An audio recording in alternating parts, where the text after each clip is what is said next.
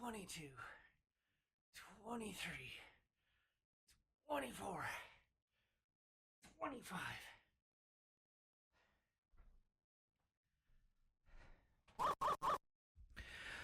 Please, God, save your subs for Tuesday.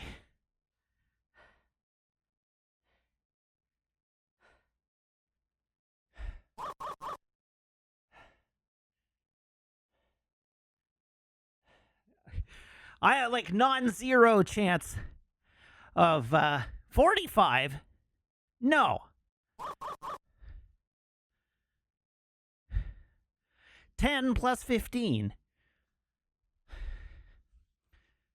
My counter is correct. I went back and I counted 1, 6,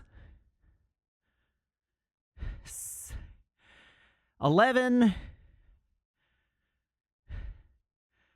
12, 22, 23, 24, 25. Oh, it's actually wrong, but it's wrong in a different way.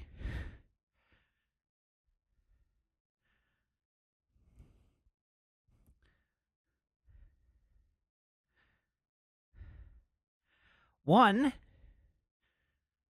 2, 3, 13, 14, 19, 24, 29, 29. It is 29. 29 is correct. But please, God, reserve your subs until Tuesday.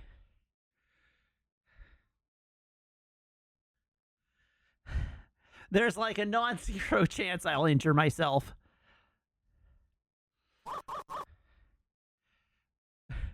Like, straight up, I'm just gonna bank them. I am so tired.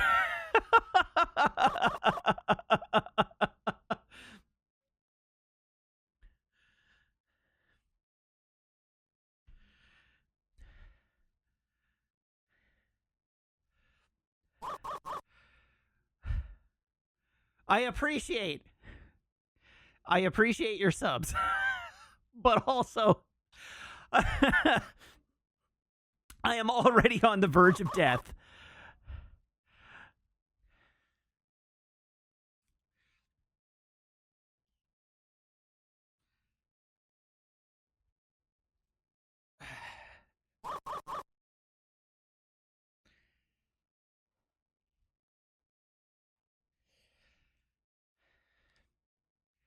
Hello, everyone. Good evening. You're all monsters.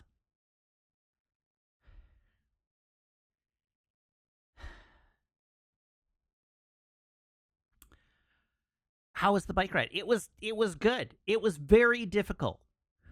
It is notable that I live at the top of a big hill. Pleonastic says, I didn't know you were cycling before I gifted. I did a 36-kilometer bike ride today, which was almost twice as much as my previous longest ride this year. I rode for two straight hours.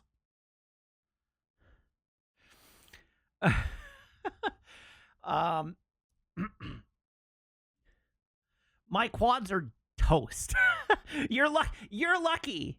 That seems like a big jump. Yes, it was. It wasn't. I'm not going to say it was a wise decision, but it was really nice out, and I wanted to go for a ride, and then initially I was like, I'm just going to go for a short ride. It's very warm out, and I had a bit of an upset stomach this morning, so I'm not feeling like 100%.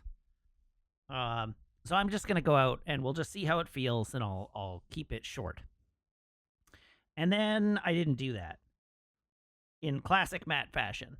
um, I decided that I wanted to see how far it was to get to where my cycling clinic is, so that I had an idea of like how long it would take to ride if I wanted to ride to my cycling clinic, and what the relative effort of doing that would be.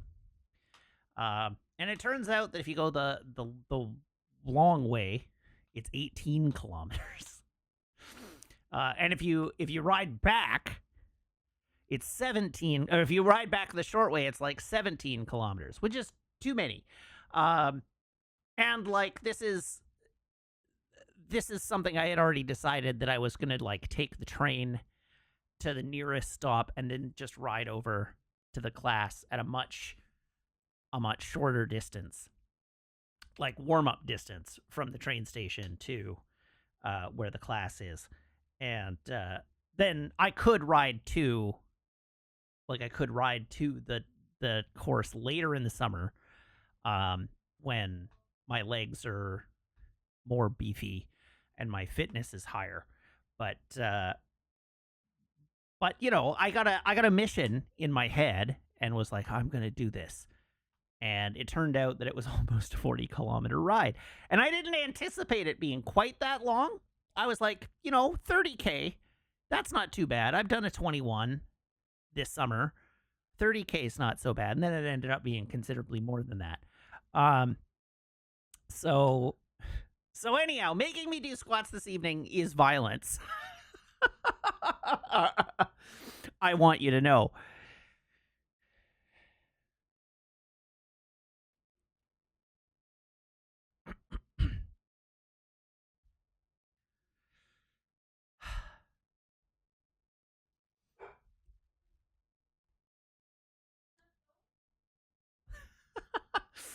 Sandai says, the duality of streamers. Adam responded to the nice weather by cutting his stream short. Matt responded to the nice weather by biking almost twice as far as he had yet this year. Yes, the flesh needed punishing. So Galdar says, let me get this straight. You're planning to bike 18 kilometers before and after the cycling clinic. Later in the summer, potentially, yes. I'm not going to like swear to it right now. But later in the summer, once I'm up to like 60, 70 kilometer weekend rides, then riding 18K down to do a 1 hour workout and then 18K home isn't so bad. But I'll need to be up to like, 3+ hours of riding before that is comfortable.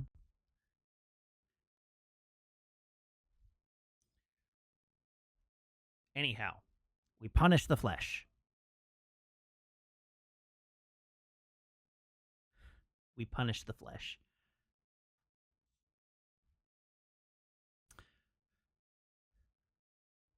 For the record, I am not sore.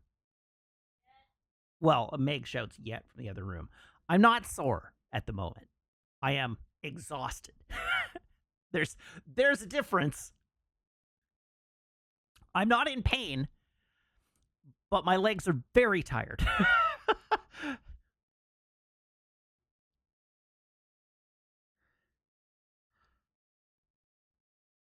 I may be in pain tomorrow. I actually don't expect to be in a lot of pain tomorrow.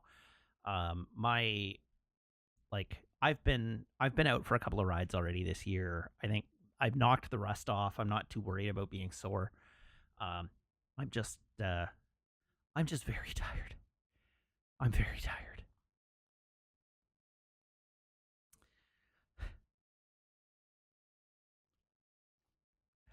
Anyhow, it's all good. I'm not telling you not to subscribe. You should subscribe. I like it when you subscribe. There are 220 plus of you that are currently subscribed, and we only have 60 people in the Discord. So this seems like a great opportunity for more people to join the Discord.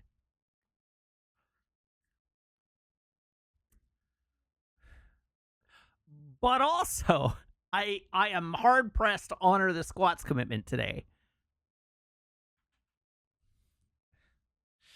Anyhow, the problem with providing a physical challenge associated with the the sub numbers is that I like it's there to encourage you to subscribe. Um, Subscribe and inflict pain on me. Like that's fine. That's sort of how streaming works. Where I prostrate myself for your dollars. Um, but but but also I have put myself in a position by doing this where on days when I'm not equipped to do squats, those are the days that you're more likely to sub. And also, I've put myself in the position of having to like tell you not to do it. And that's actually a bad situation for me to be in. Please don't sub. I'm dying, Squirtle. Is not the ideal situation for a streamer to be in.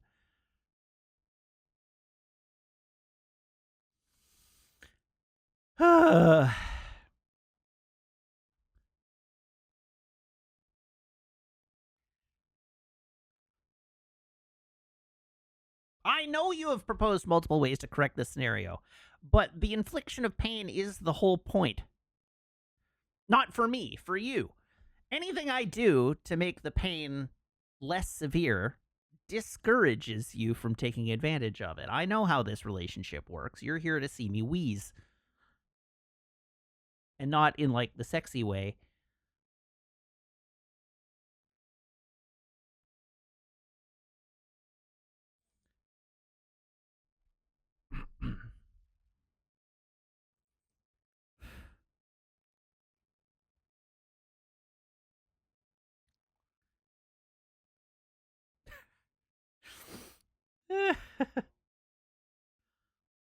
We could add interest for each stream you don't pay off the sweats. That's even worse!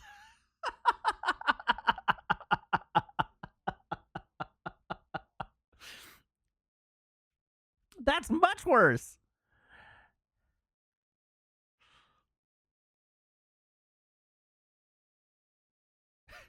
Twilight Spark says, and I know this is off character for our whole performative relationship, we do actually care somewhat about your well being. I don't believe that to be true.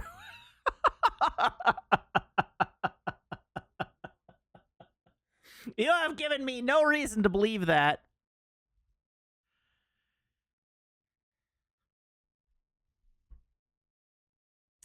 Let's be honest with ourselves. Ooh, happy Blu-ray noises. You'll be pleased to know that was Moonraker completing.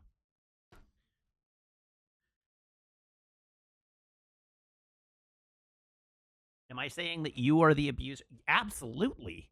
Look at yourselves.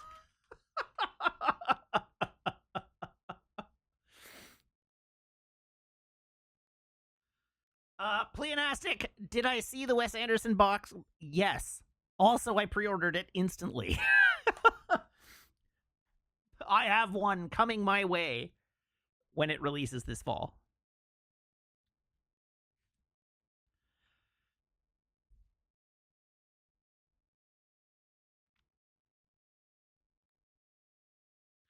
Oh, that's right. You haven't gotten... How many of the Wes Anderson movies do I like? Some of them. Enough of them.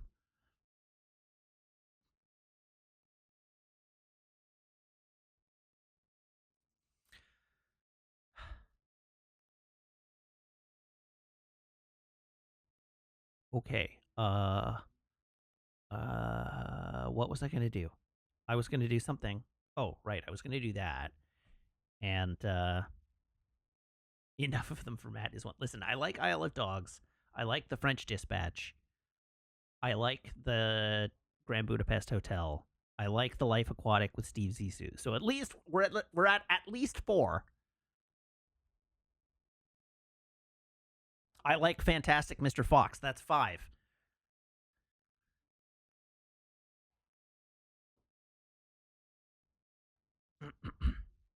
I don't remember what the other ones in the box are. But I know those ones are there.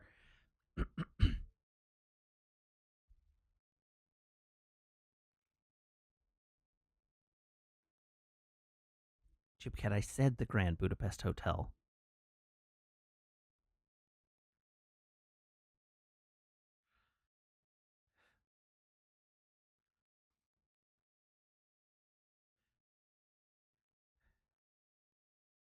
Okay.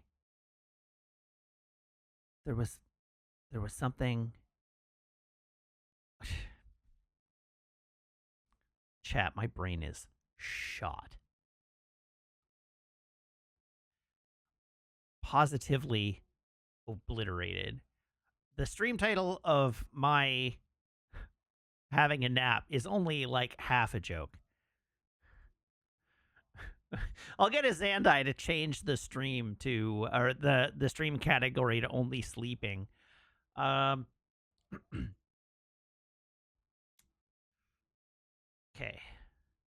I wanted to give you a straw poll link. That was what I wanted to do. Sorry. It took me a minute for my brain to catch up. I do have a straw poll link because I did think ahead and prepare one. There you go. And normally I put that somewhere else. Oh, right. I remember where I normally put that. Chat, we're in for a wild one tonight. This stream is going to be a disaster. Oh, no.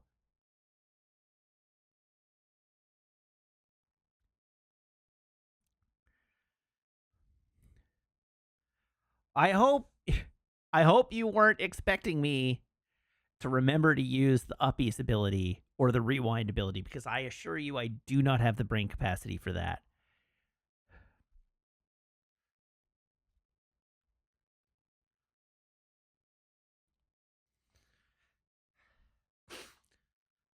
Oh, dear.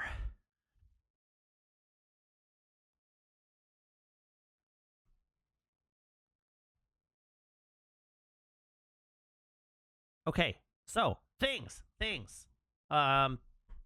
There was an Xbox show today, and it was good. And I think the funniest thing about the Xbox showcase today, was that it was a good showcase, but it was the Xbox showcase, and they did not show one single one of the flagship titles that are known to be in development. We did not get Fable. We did not get Perfect Dark. We did not get Elder Scrolls 6.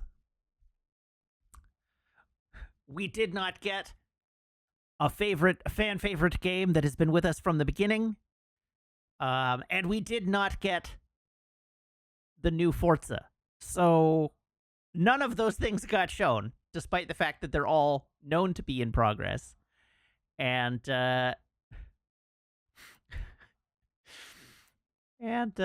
all of the show was everything else. We got Call of Duty, yay, in the biggest rug pull imaginable. Did we get Silksong? No.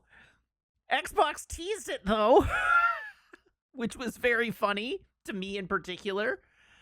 Someone who is not at all invested in whether Silksong comes out or not, but finds the whole situation hilarious. In that there was a Silksong icon on the Xbox handheld they showed.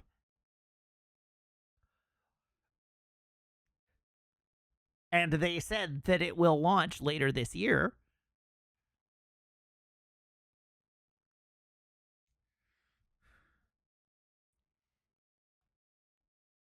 Do they need to hype us for stuff we're already hyped for? The fact is, they haven't shown any of this stuff yet.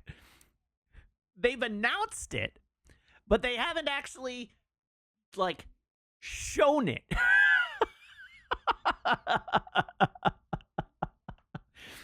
I would like them to show them so that I can see them and decide if I'm sufficiently interested in them. There are lots of names that I'm nominally interested in.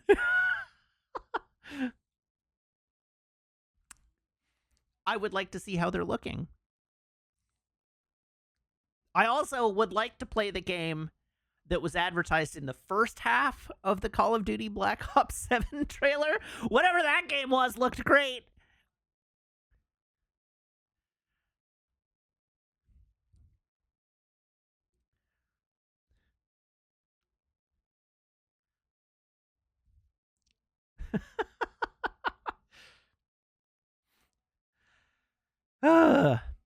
Anyhow, There are a handful of games. The upshot is that unlike other years, there are a handful of games that I am pretty jazzed about. Um, the like, I don't know. I feel like last year I came out really, really like disappointed because I didn't like. There was basically nothing that spoke to me. Was it last year? Or maybe it was 2022, where it was like every single game was a space horror game. Um, and the Sony showcase did feel very much like every game was a gothic horror game. Um, but the Marvel Tokon looks amazing. I may enlist Adam to teach me to fighting game. Pragmata, which is, let's be honest with ourselves, Pragmata is super a Mega Man game, right? The little girl in the puffy coat has a Mega Buster. It's from Capcom. This is a Mega Man game. It is so definitely a Mega Man game, and they're just not telling us that it's a Mega Man game. But I'm super into it. It looks very good. What else was there? There was a bunch of stuff. Clockwork Revolution. I will probably play that. That looks good. That looks up my alley. We are definitely going to do at least one, like a one-off stream of Felt That Boxing. I'm telling you now, that game was so unlike anything I've ever seen before. I need to know more. That's a big one for me. Geez, what else did they show today? There were lots that I was like, oh, that looks good. Oh, that looks good. And then I don't remember any of it. Indiana Jones DLC is like, whatever. That was a fun game. If I'm looking for something to play, we could go back to it. But like, I don't know. For the most part, DLCs just don't grab me. I am perfectly happy to play the game and then move on. Except in the case of Horizon, where we have to go back and play all of the content. The Game Freak game, yeah. The Game Freak game looked weird, or looked interesting. I didn't expect to see Game Freak in an Xbox showcase. Grounded 2, I'm glad people are interested in Grounded 2. It's probably not for me, but I'm glad people were there. The game where you're a lighthouse, yes. Keeper. Just play a lighthouse that's also a spider for some reason, and your pelican friend. I want to know the creative process that spawned that game. What if you were a lighthouse that could walk around?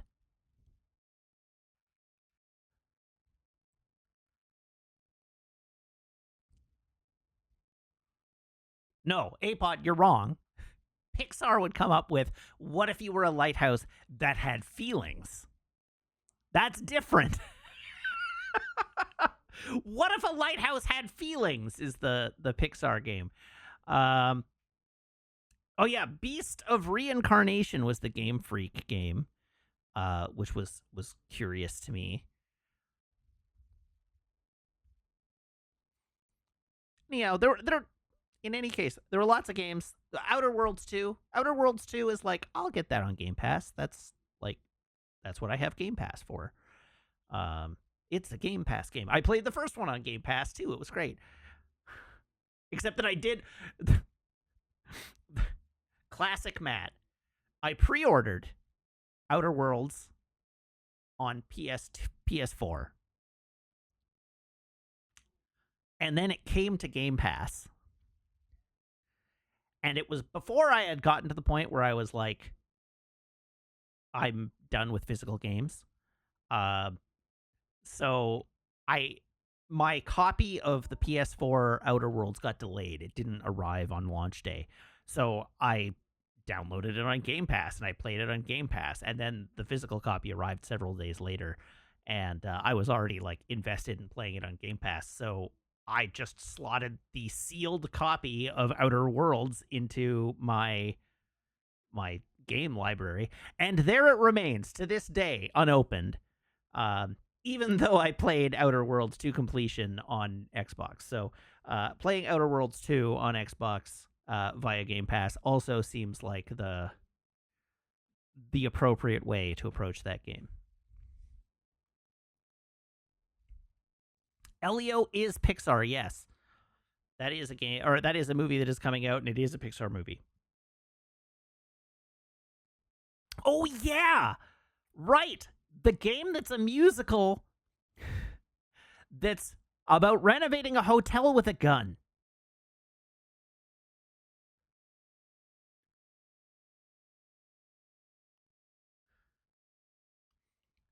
That's a thing.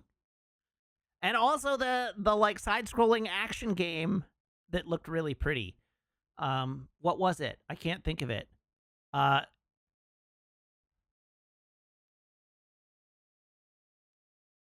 Anyhow, I think for all of you people who are like, tell me about these games. Did you know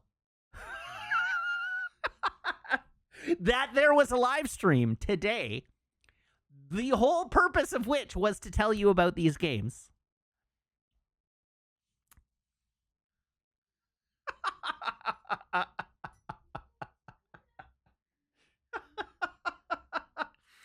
So, PT says, I don't own an Xbox, so I didn't watch it. Yes, that is the problem. That is actually the problem. Microsoft releases, well, anything shown at the Xbox conference is multi platform. That has been their whole thing for like the last 7 years.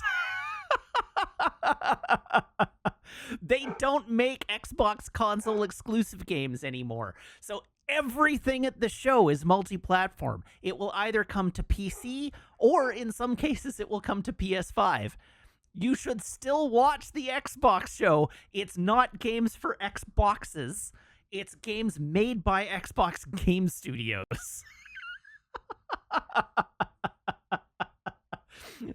It's a huge difference. Like, yeah, as Jim Cat says, everything that they showed was also on Steam or PS5 or Switch.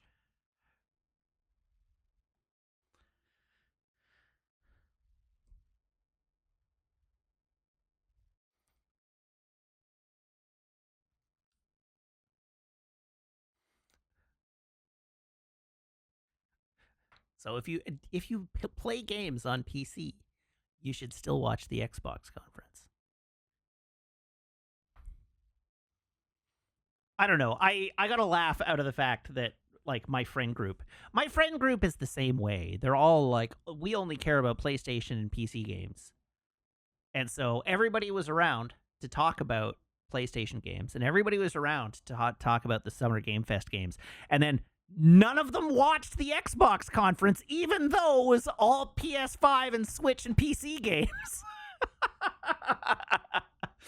And I'm sitting here and I feel like such a sellout because I'm in chat and I'm like, y'all should be watching the Xbox conference. It's the game of the show, or it's the like the conference of the show. They are like, they by far have had the best showing of any of the like directs that are happening. But I don't want to say that because I'm like the only person in my friend group that even like owns an Xbox. And I am confident that they all believe me to be a huge Xbox fanboy. And so even if I said like you should watch the Xbox conference, it's really good. It is a better showing of a more diverse lineup of games than either the PC or like either Summer Game Fest or of the PlayStation conference. They would be like, "Oh, that Matt trying to get me to buy an Xbox again." And I'm like, "No! Just goddamn watch the damn thing." They're PS5 games. They're just at the Xbox show, please.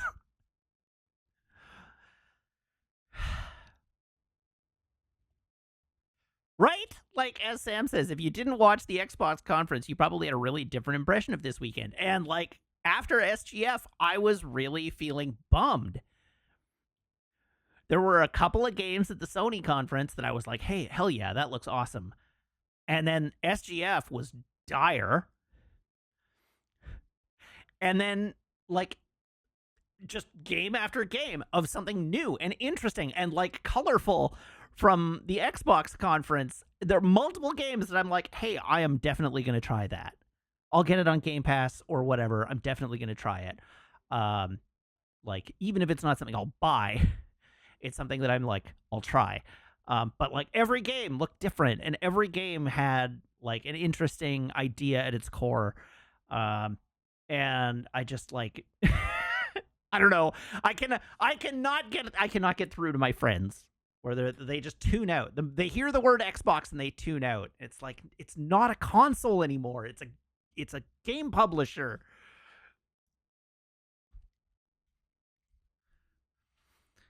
So anyhow, 6 months from now, 6 months from now, Andrew is going to be like, how did I never hear of this Clockwork Rebellion or Clockwork Revolution game? And I'll be like, because you didn't listen. So to be fair, I did not know this until just now. There's a shark. We have a shark. Oh, we have a shark. Do you have a distraction? Do you have a cookie? I do have a cookie, Can you yes. sit, Maple? They should change their name if they're not making Xbox games. Well, I mean, they are making Xbox Okay, but games. if they're not exclusively making Xbox games, they should change their name. Well, because maybe. The name really just implies that they're only making Xbox games. Well, I know, but... It's dumb. Well, sure. It is. Like, you don't have to agree because I'm right and it's a fact.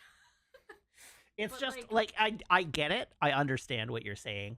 Yeah. It's also just, like, how things evolved. Because they made their console, and then they made Game Pass for their console, and then the console didn't do very well, and so they pivoted their strategy to, like, we don't care where you play your games, we just want you to play your games. And so they took the Xbox Game Studios and were like, we're multi-platform now. We're going to be on PC, and we're going to start porting games to PS5, and we're going to start putting games on Switch, and we don't care where you play them, we just want you to play them. And they've been messaging this for a couple of years now. Not very well. Well, it's not that it's not very well, it's that everybody turns off their ears as soon as they hear the word Xbox and don't listen to any of their communications. Maybe they need a better name. As I said, I get what you're saying.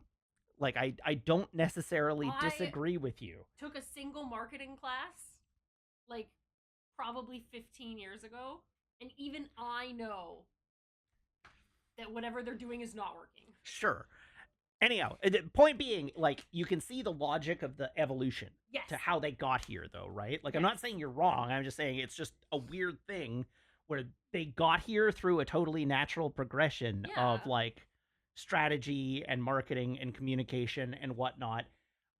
But the audience left them behind a couple of years ago, so nobody pays any attention. And I can't, and as I say, because I feel like the Xbox shill,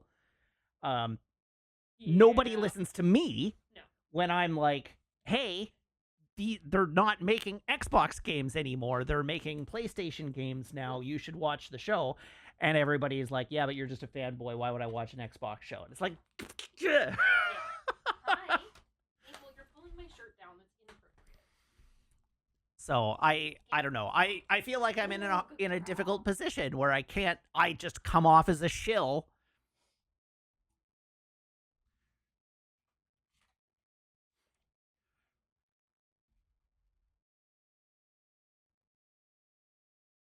And I'm not trying to be a shill. I just want people to, like, learn about games they want.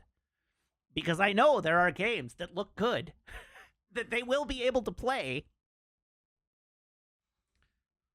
No. Girl.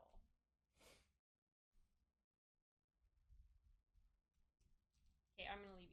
Okay. Now that I made my point. I'm just watching Maple watch you.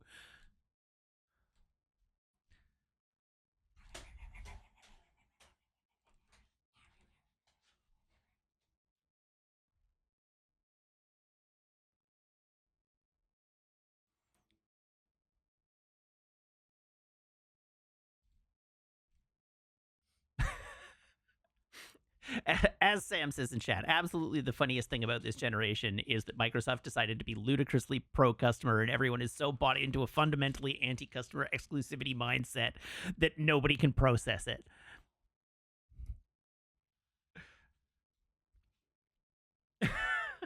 And it is. It is very funny.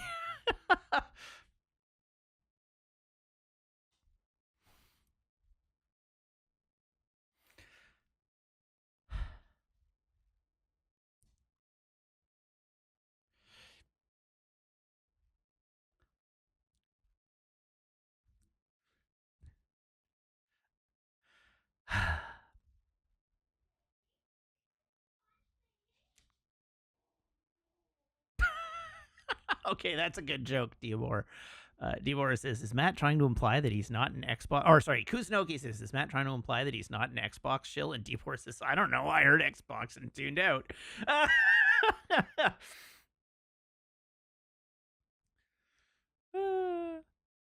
If Microsoft, see, this is again also the problem because, like, obviously I don't work for Microsoft, but I do work on a project that is contract for Microsoft. So like I again get doubly painted by the like that's a paid shill.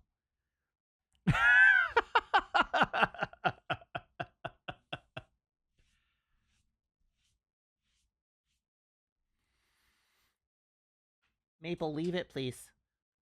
Don't do that. It's so hot out. Maple, you're gonna regret your life choices if you go out on the patio.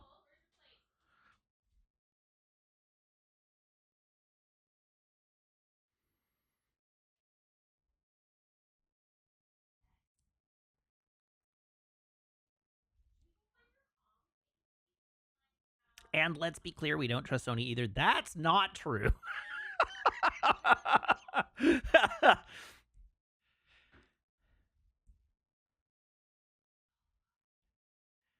Okay. So, Isandai says, I'm definitely behind the cultural curve here. Isn't Xbox like still one of the big three consoles? When did it become a dirty word? Was the Xbone debacle really that catastrophic? The answer is yes. That's the short answer. Yes. Microsoft still has not lived down the like the events of E3 2013. Um it and the really funny part of it, like the really funny part of that is they announced the console and all the things that it was going to do, and then people lost their goddamn minds, and Sony dunked on them with the like, here's how to share a video game. And so then Microsoft undid all the things that they got dunked on for. Like they walked everything back. And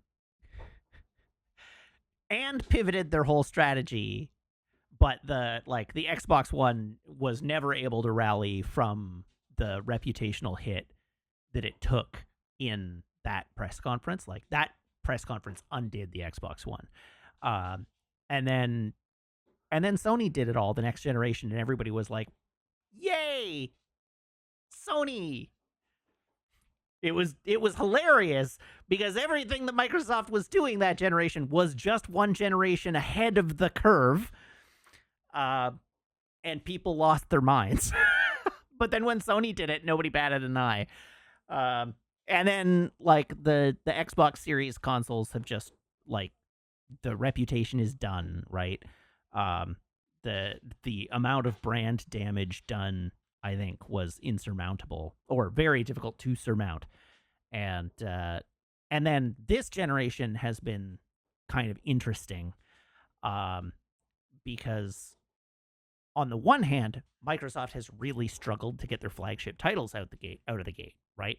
I think that's apparent from just the state of games right now, that the pandemic did a lot of damage, but Microsoft is in particular has really struggled to get their flagship games out, and consequently everybody looks at the Xbox and they look at the PlayStation and they see the PlayStation with like Uncharted and Ratchet and Clank and like all these banger first party Spider-Man, 3 Spider-Man games, The Last of Us and whatnot, and God of War, and just like banger after banger after banger after banger,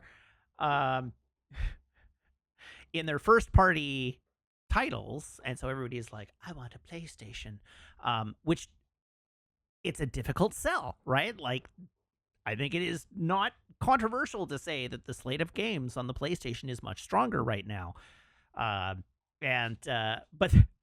then also, in addition to that, Microsoft pivoted their strategy to like all Xbox Game Studios games will be available on PC concurrent with their release on Xbox. That was a commitment they made at the outset of the Xbox Series generation, was that all Xbox Game Studios games would be day one PC and Xbox. And so then everybody, like, anytime a game comes out that would be a console exclusive for the Xbox, people are like, Xbox has no exclusives. Why would I get it for Xbox? It's on PC. Which, again, severely undermined the hardware. They've just had a very difficult position for their hardware right now. And so ultimately the Xbox Series consoles have lagged significantly behind both the PlayStation and the Switch. And I hesitate to speculate, but unless Xbox is able to rally their console offering at some point in the next in the next generation, basically, I expect we will be, and this is not any kind of insider knowledge, but, I expect we will continue to see a consolidation of console industry power within Sony, giving them free reign to do anything they want. And then the Switch will be over there doing its own thing. So it's interesting.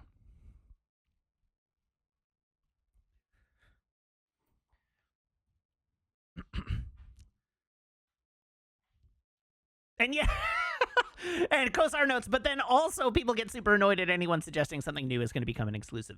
There's that too, right? But there's the whole, like, Microsoft doesn't have any exclusives. Why would I buy an Xbox? And then they go out and buy Activision, and people are like, but they're gonna keep Elder Scrolls multi-platform, right?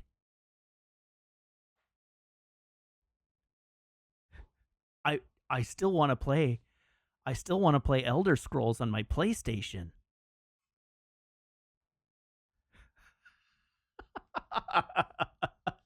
It's like, yes, actually, they are going to do that, but also pick a lane.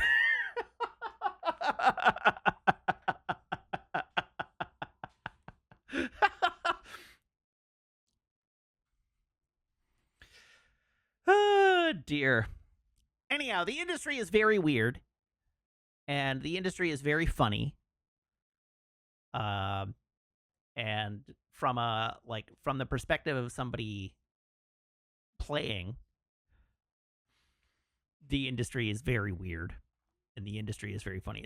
And from the perspective of somebody who works in the industry is very weird, but also kind of grim.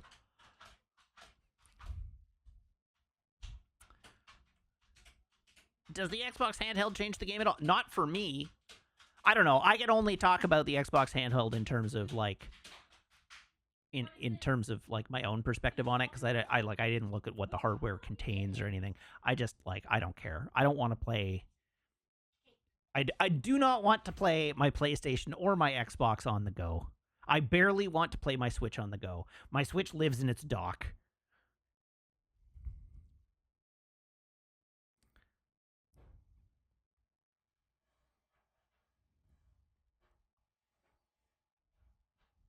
What kind of shill am I? I know, right?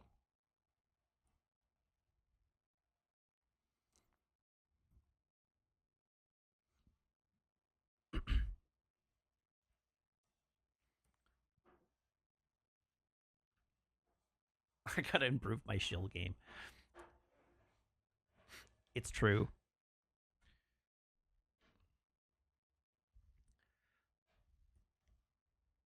You just want to don't want to do the handheld gaming thing anymore. I just like if I'm gonna play a mobile game, I'm gonna play something on my. I'm gonna play threes on my phone, or I'm gonna do a Sudoku puzzle, or I'm gonna do a crossword because I'm old.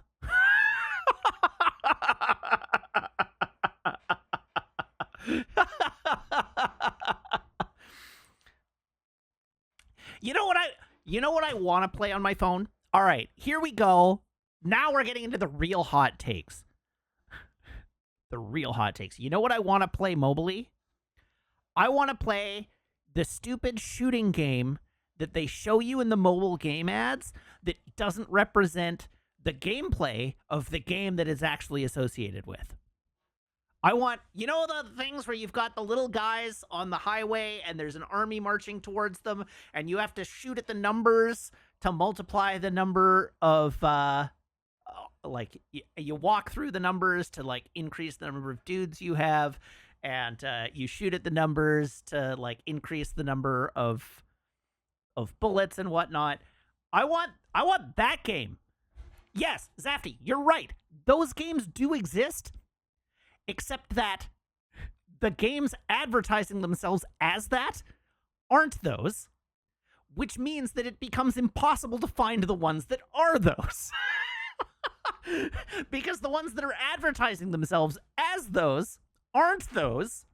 So you go, I mean, like, I know Evany, right? But you go and you're like, I want to look up Last War or whatever. And it's like, Last War is not that. Last War is a, like, top-down base builder that occasionally has one of those levels, but like that's not the game. And like, because those are the companies that have the advertising budget, they also get priority on search in the App Store. And so I just like I have tried looking. I cannot find a game that actually offers that gameplay as like the core of its game. So anyhow, that's what I want to play on my phone. I want a stupid little shooter where I can shoot at windows with numbers on them and make more little mans.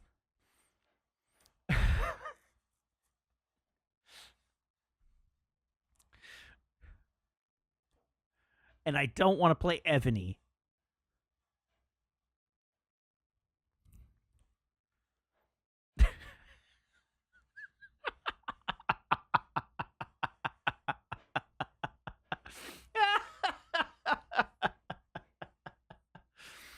Oh dear. I know, that's like Americat says. So I found those games, but they were like stick figure games, and an ad popped up like every 30 seconds. Like, yes, exactly. That's the problem. Is that all mobile games are terrible. They, like, in order to make money as a mobile game, you have to be terrible. There's no alternative. Which is why when I'm playing on my phone, I play Sudoku or the New York Times, like crosswords, or threes, which I paid $3 for, and still entertains me. And like none of those have ads, and they're all of high quality. I'll pay my $2.99 a month for the New York Times game subscription.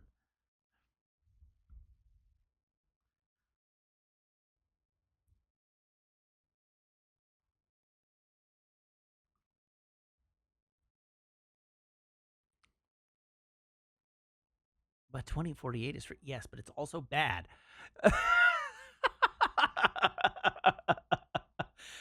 I have ethical objections to the idea of playing 2048, so I don't do it. I will pay my $3 to play threes. I've actually bought threes twice because I also own it on Xbox. Full circle. There we go. Rather Large Toad says people decided that paying more than $1 upfront for a mobile game was highway robbery, so the market adjusted, and we're headed that way for console games too.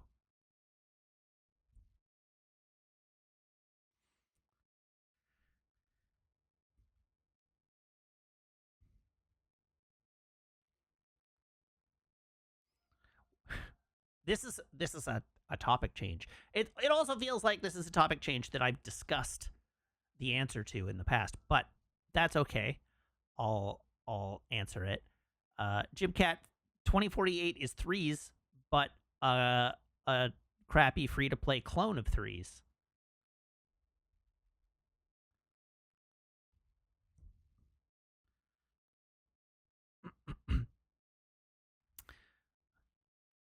Threes is a very good mobile puzzle game. Anyhow, so Galdhar asked, why haven't you played a Final Fantasy MTG pre-release yet?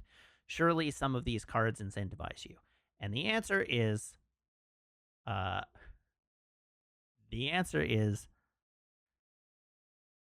don't play Magic in public.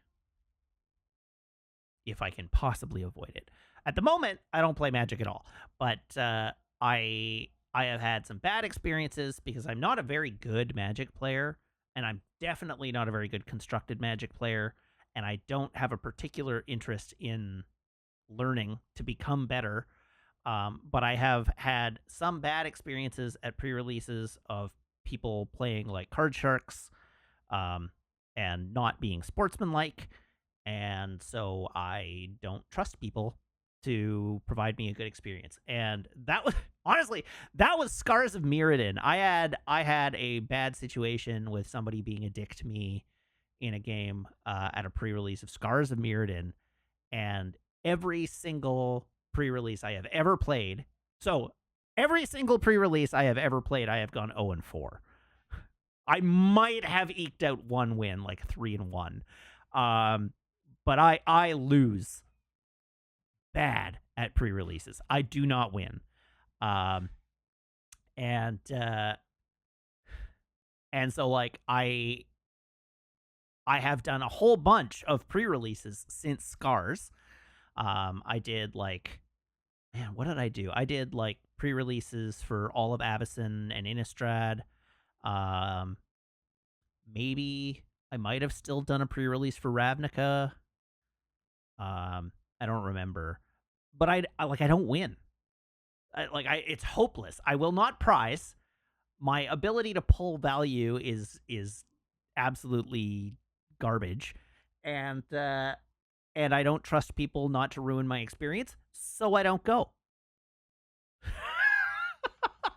And like, if I were going to a Magic pre-release where all of my friends are there, that's okay, except that at Scars, all of my friends were there, and I was playing against a stranger, and he was a dick. And so like, I don't want to, and especially now that I live in a city where all my friends don't, I can't even go to a pre-release with them. So no, why would I put myself through that? I don't. That doesn't interest me. It's not an experience I want. Now, that said, I am currently battling with the brain worms because part of me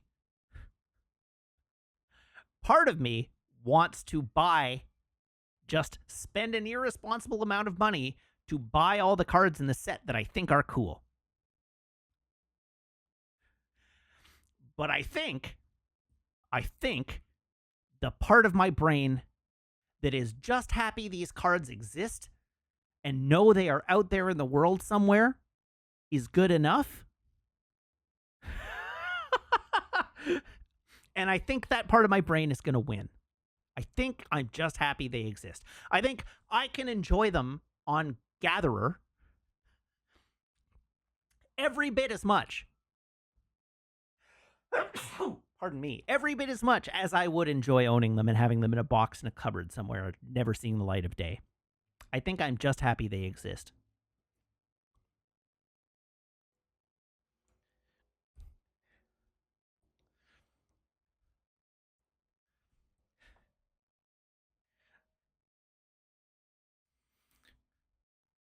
So, anyhow, I'm probably not getting hired by Wizards.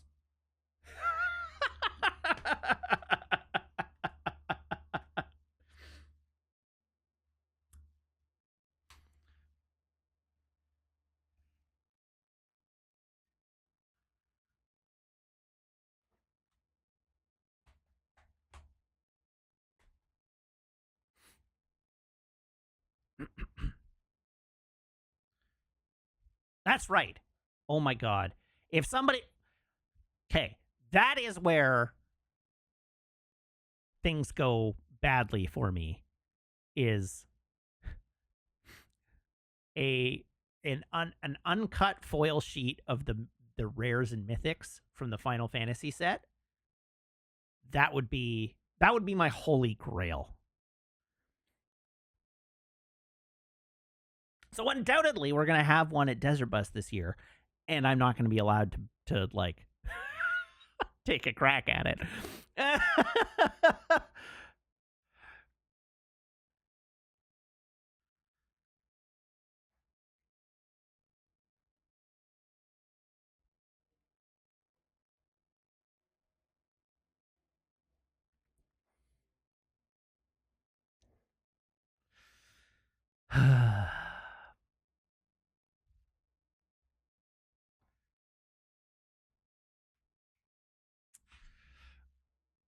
All right. So other things. James Bond, the James Bond game. Uh, we'll play. It looks like woke garbage. Nathan Drake Bond is a pass for me. To quote the internet's favorite tweet of the last 48 hours.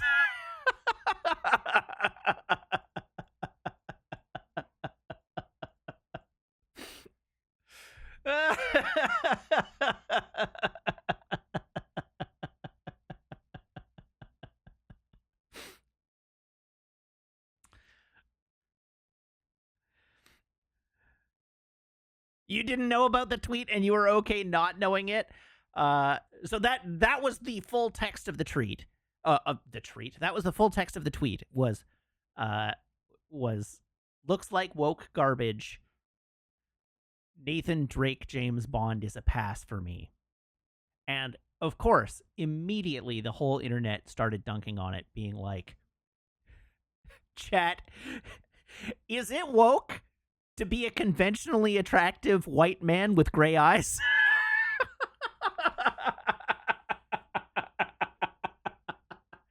I think you're woke as fuck.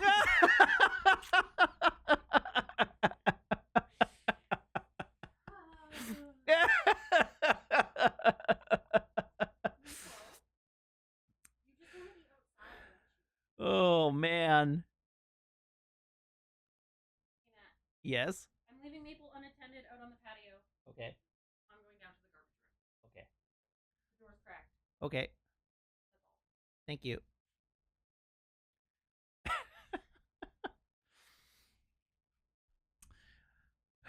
So anyhow, that was the whole thing. Is Nathan Drake woke garbage? I think so. Not being an internet grognard, I can only speculate. But I suspect the line of thought, if I had to guess, the line of thought goes, Naughty Dog made The Last of Us 2, which was woke garbage. Naughty Dog also makes the Uncharted games, which star Nathan Drake. The new James Bond game has a character that looks a little bit like Nathan Drake. And also, M is a woman of color. And her, like, attaché is a black man. Consequently, it looks like woke garbage. And James Bond looks like Nathan Drake. That is how I speculate the thought process went.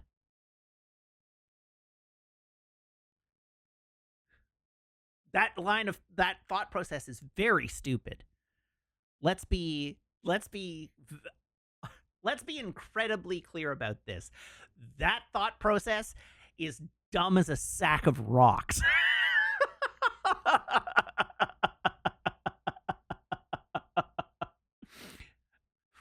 But I suspect those are the dots. That's rude to rocks and sacks, to be honest with you. But I suspect that's where that tweet came from.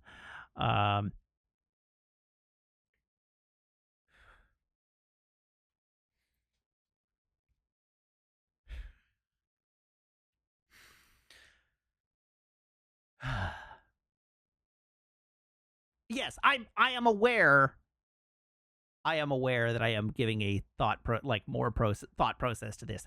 It honestly, more simply still, is it had a black man and like I guess a South Asian woman in the trailer, and so it's woke garbage.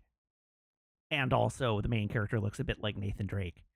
That is probably more accurate to the thought process.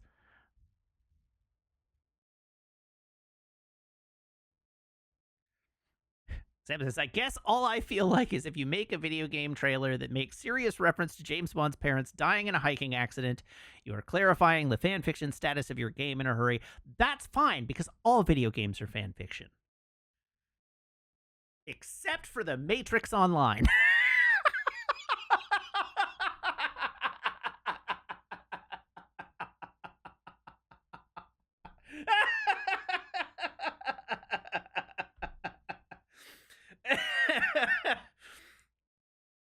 Oh my god.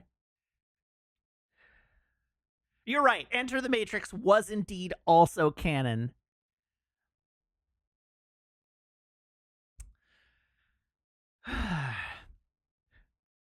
Anyhow, this is why I allow myself to enjoy the Star Wars Jedi games. Because they're not even real. They're not even non-canon.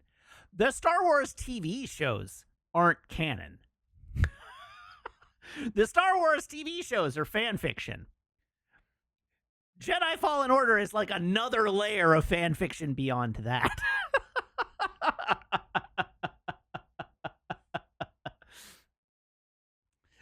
Kozar says, I have bad news about that. Yes, I know that they are considered canon by Disney.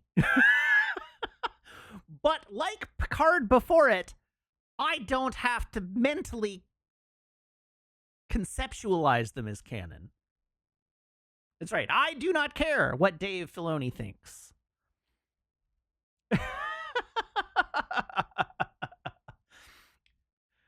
They live in their own little world, and I can cleave them off at will. They have no bearing on anything.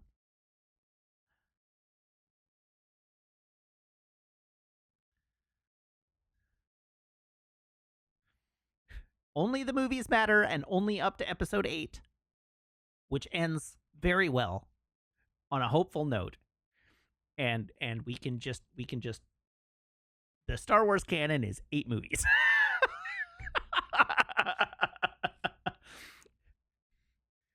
5 movies if I'm feeling extra spicy.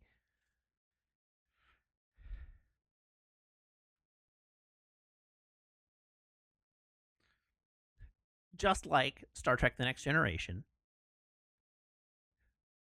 ends at all good things. And then the Star Trek The Next Generation movies are fan fiction. And Picard is fan fiction. I don't have to treat them like they exist. If episode 10 comes out and it's really good and it's totally reliant on stuff that happens in episode 9, is that a net good? Episode 9 is so shaky that I am not convinced you could make a really good movie that was totally reliant on stuff that happened in episode 9. Maybe you could. Maybe you could take the parts that are on the board at the end of episode 9 and tell a decent story from that status quo. Even if I think all of the things that led to that status quo being created were misguided, you probably can take the pieces that are on the board and tell a compelling story with them.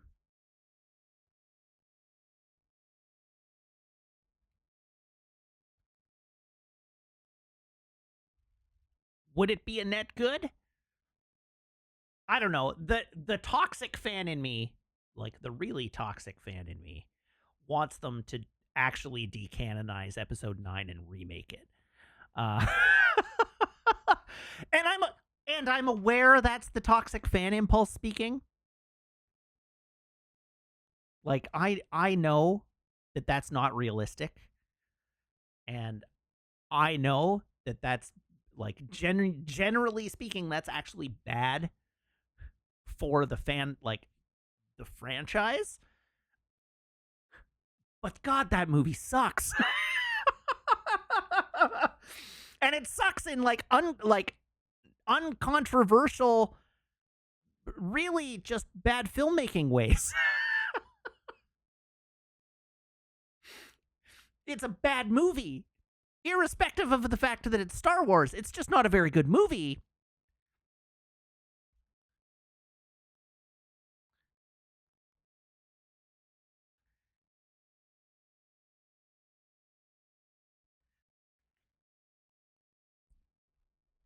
Anyhow, as I say, I treat that impulse as a toxic impulse in my own regard for myself. I don't think that is a good impulse to have.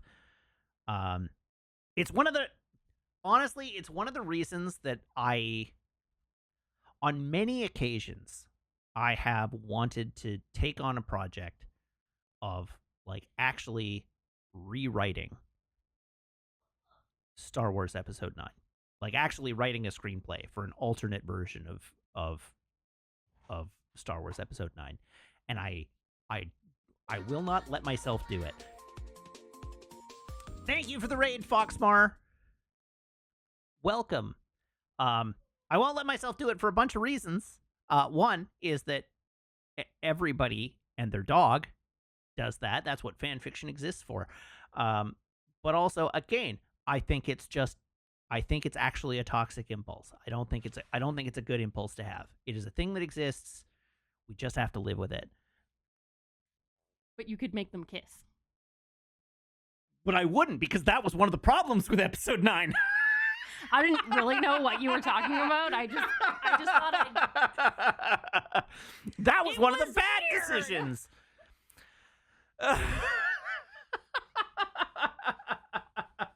Counterpoint. Finn and Poe. Yeah, you could make them there kiss. You could make them kiss. I was gonna say counterpoint. You could make them not kiss. But yeah, Star Wars could be gayer. Yes, it could. Also, Rose could have existed in that movie.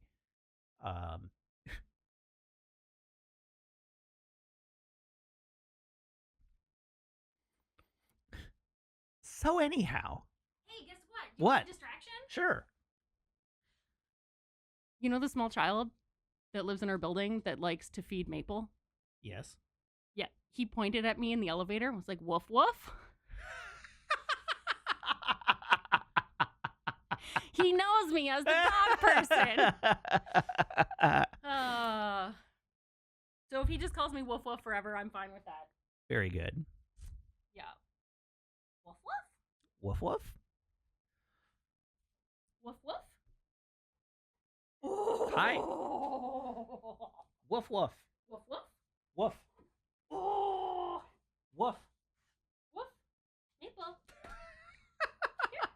Woof woof. Woof. Woof. It's funny, when I do it, she jumps up. I know, and when I do it, she runs away to Woof. see where the dog is. Woof. Woof. Rough. Rough, rough. Rough, Or- rough. Jail, Matt. I am making a noise as far removed from the sound a dog actually makes as I am capable. Quack, quack.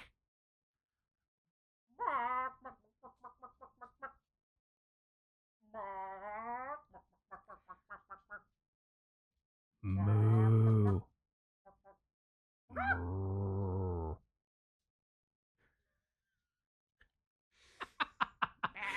She's so confused.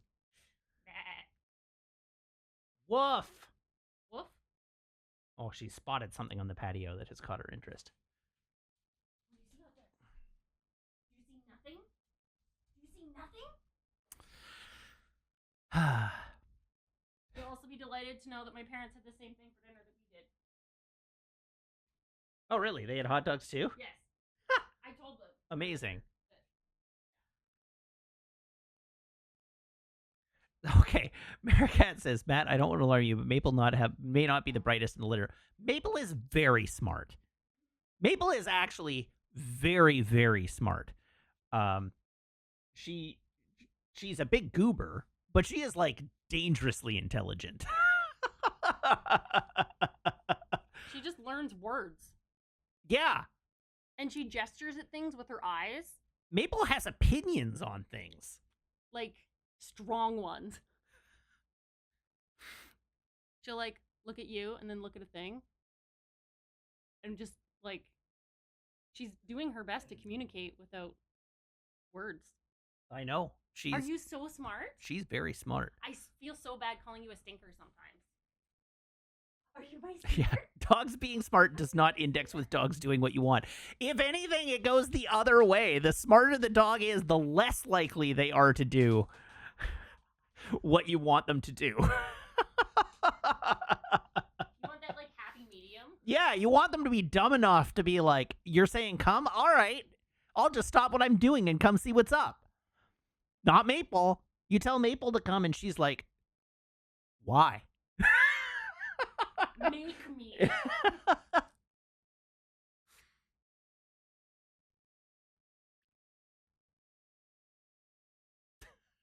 What a goofy dog.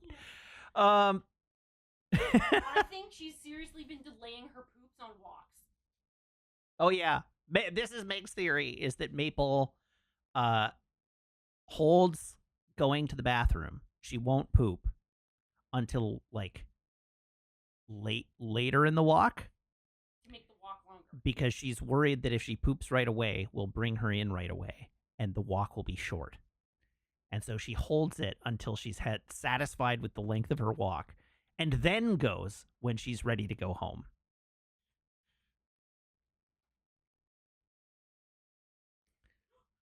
Unless she really has to go. And so we've been trying to, like, teach her that that's not the case by, like, if she goes early, she still gets to walk around. She gets a walk. We don't go right home. But she But she refuses to, like, push open a door. but yeah, she refuses to push open a door. Not that she doesn't know how they work, she just won't do it. You know how they work, don't you? You just don't want it. Right?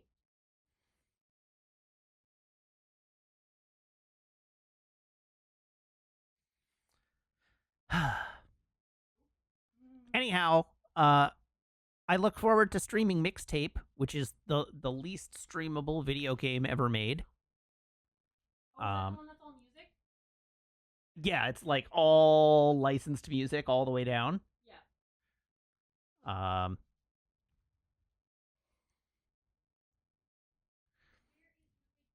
But that'll be fun. Oh yeah, Mind's Eye broke the law and did the Mad World trailer. Oh, God. Did you find it kind of funny? And I found it kind of sad. In fact, I mostly found it kind of sad. And there was a guy with a hat. And it was a bad hat.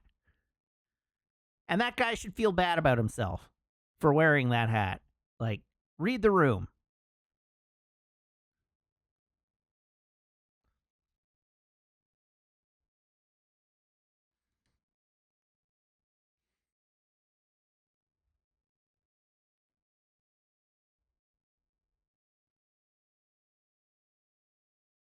Truly a top tier bad hat is right.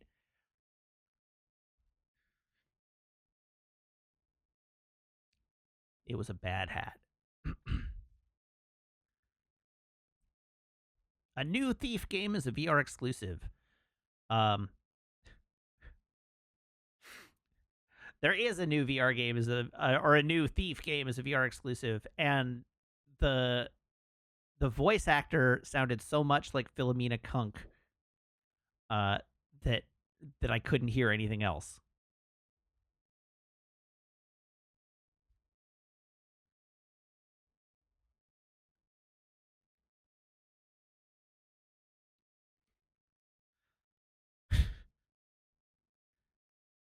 Anyhow, it was an exciting week.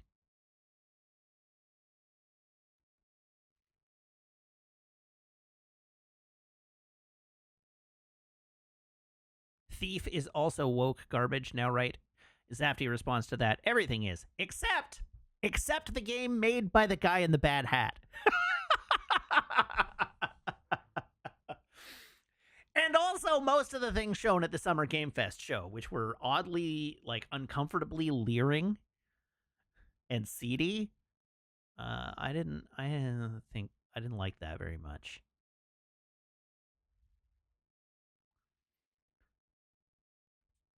I feel like the Atomic Heart games are not for me.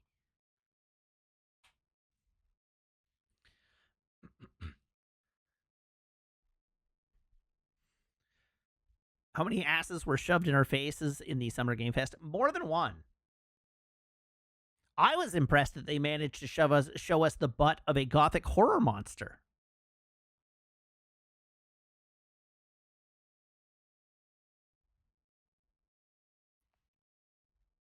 That seemed unnecessary, but he had butt cheeks. And they took up 2/3 of the screen at one point.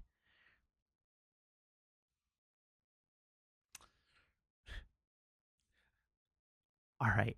It's 8:00, so I should probably play a video game. Except we still have a clip review to do, so I should probably do a clip review. Did I consider reinstalling Hitman to murder Lashif? No. In part because I think I still have Hitman installed. I don't think I ever uninstalled it. But no. My time with Hitman is done, I think.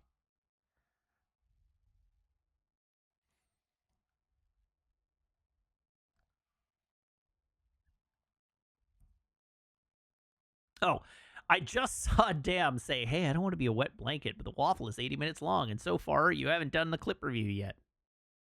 I didn't see that when I was trying to move us along. Oh,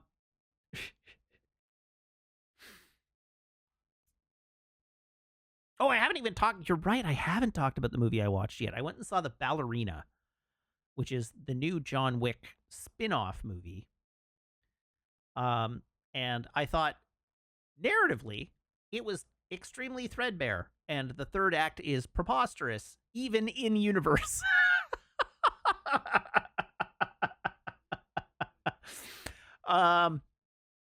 But the action scenes were awesome. Like, the action was genuinely awesome. There was a lot of really cool, fun action scenes in this movie. And it moved along at a better clip than the recent John Wick movies have. I thought it was. I think I probably I gave it, I don't know, a 3.5. But I think I liked it more than John Wick's 3 or 4. I don't know. I'd have to rewatch them. But it was pretty good. It was a pretty good time. I commented in the Discord that it has one of the more spectacular action sequences in the third act of the John Wick movies at large.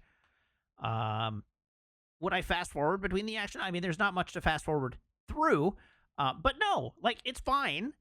There's nothing, the movie the plot is threadbare, but it's not bad. It's just barely there.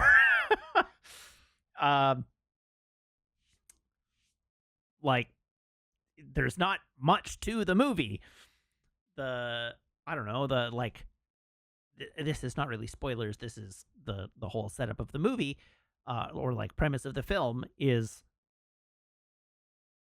one of the the assassin tribes of the John Wick universe kills Anna de Armas's dad when she's young, and she ends up in the hands of like the Russian ballet company from the John Wick movies, and she trains to be a counter assassin. So like the opposite of the John Wick, I guess. Um, like she trains in counter assassinry, as no, not a bodyguard, but like a protector. They say that the job of the people they train is like one bullet can change the world, and the job of the ballerinas is to stop that bullet from finding its mark. That's the premise of the ballet company. And anyhow, so she trains to be a ballerina, and then she becomes one, and then she starts going out and doing missions. And she then takes advantage of her having trained to get info on this tribe of assassins that killed her father so that she can get her revenge on them. That's the whole movie. That is the entire premise of the movie. Is just like, it's a revenge story. She wants to kill the bad guys because they killed her dad. Shocking. And we don't actually learn very much about who the bad guys are, or what they want, or why they are the way they are. We just learn things like they're a cult, and they're a cult of assassins, and they're very insular, and they don't like outsiders. That's basically all we learn about them. And then she kills her way through the John Wick universe.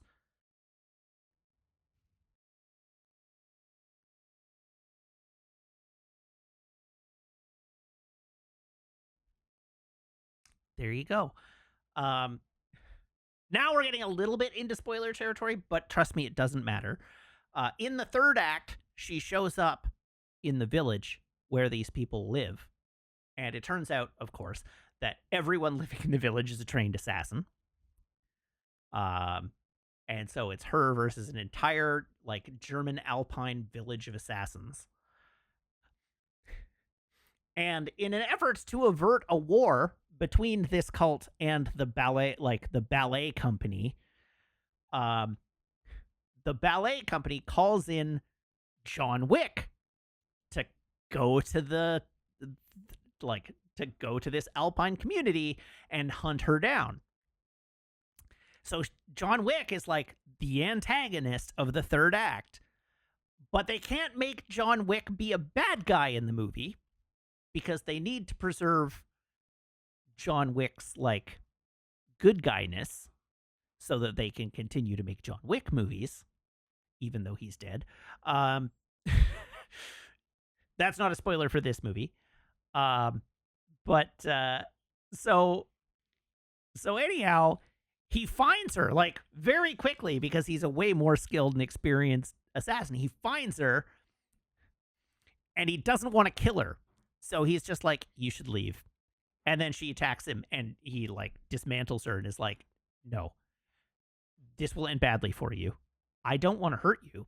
You should leave. And they have like a lengthy fight sequence where like she's doing everything she can to fight John Wick, and he is just completely unflapped and just like unable, like unbeatable. So far beyond her ability that he is just a brick wall. Like she cannot touch him. So she tells him her story and is like, please let me do this. Please let me do this. And so he's like, okay. The job says that if the leader of this group or you are still breathing at midnight, then there will be war. And I am here to prevent the war. So you have until 11:59 to kill this guy, or I will have to kill you. and that sets off like the rest of the third act. And so he just goes and hangs out and lets her like carve this swath of damage across the town. Um, but it is preposterous. But it's a fun movie. The the big blowout action scene, um,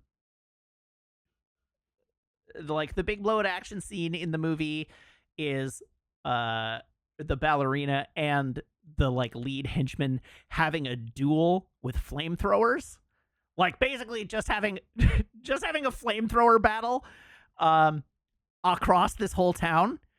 And it does like all kinds of fun. Like it's spectacular. It's like it's late at night in a snowy mountain village, and you've got these two characters like lighting the city up with flamethrowers, and it's shot in like all kinds of interesting ways, and it's fun. And then eventually her flamethrower runs out of fuel, and so you get into like a Dragon Ball Z style Kamehameha power battle between this guy with the flamethrower and her with a fire hose. And like that's just fun stuff.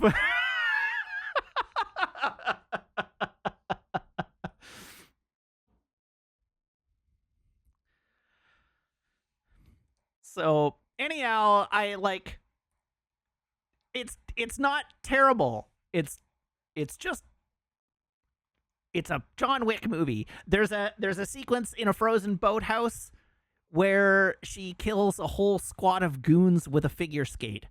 Um, that's great fun. Um, there's just lots of action scenes. There's a great scene where she and an assassin slash like kitchen hand fight each other by breaking just plate after plate. They're like fighting in a restaurant. They're fighting in the village restaurant, and a rack of plates falls down, so they've just got plates everywhere, and so they just start hucking plates at each other, and it goes on for like the only weapon they have access to for a while is plates, and so they're just beating each other with plates and breaking plates over each other and throwing plates at one another. And it goes on for like 20 or 30 seconds as they're like lobbing plates back and forth at one another in this like, and there's like a gun on the ground, so they're like trying to stop each other from getting the gun by hitting each other with plates. It The movie is very fun. You should watch it. It's a fun movie. Is Ana de Armas doing as many of her own stunts as Keanu does? I actually don't know. Probably. My one biggest criticism of the film, this is my biggest complaint about the movie, is Ana de Armas is a very charming individual. As we all know from her brief shining moment in No Time to Die, and also from her time in Knives Out, Ana de Armas can be very charismatic and like a really endearing person, like, and character. She is able to bring just like an endearing sensibility to the characters that she plays. And unfortunately, they don't let her do. She just does like the character does not have enough time and enough like material to work with to let her do that. And her character is all angry, revenge-driven. I need to kill the bad guys. I'm dead set on killing the bad guys. There's no like opportunity for her to bring levity to the role, and her character is again like puddle deep. So there's like nothing to work with. So she's just very serious through the whole movie, and that feels like a bit of a waste of Ana de Armas. If you're gonna use her in a movie like this, you want the audience to like care. And she just doesn't get to have like to bring that. And like she doesn't need a lot to work with. Her role in No Time to Die was like 15 minutes long, and it was the only thing anybody could talk about that movie. So like there's not a lot of work that needs to be done to let her be like a likable character that you want to root for. But she just doesn't get the chance. So that's my biggest criticism. If she had more character, I probably would have upgraded my rating by a half point. But sadly not. Oh, god damn it. I clicked the wrong button, chat.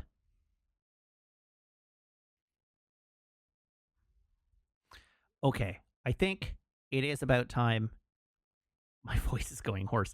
I think it is about time that we move on to the clip review. So let me start the Living Daylights ripping. And Timothy Dalton. There we go.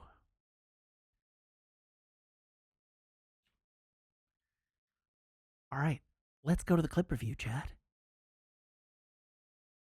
What do you say?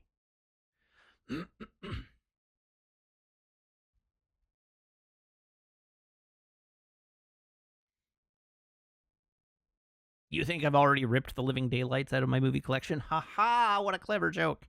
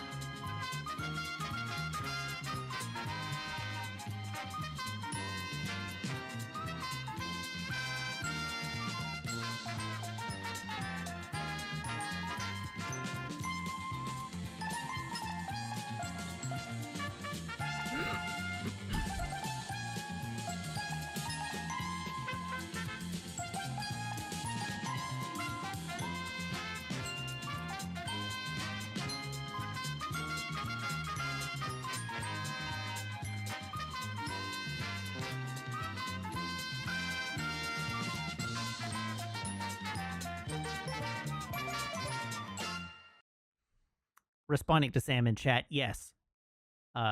Living Daylights is the good one. The License to Kill is the fish statue and Felix getting bitten in half by a shark at his wedding. And the Living Daylights is the one that is not dedicated to the brave Mujahideen fighters of Afghanistan. But it's funny to say.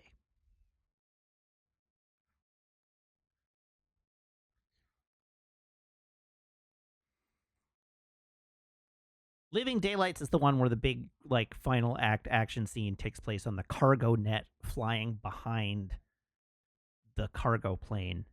And then there's a second third act action sequence where the guy who would later be Bond's ally, whose name is something D. Baker, Bobby D. Baker, whatever, that guy is an arms dealer, and he shoots up his model army reenactment room. That one, the good one.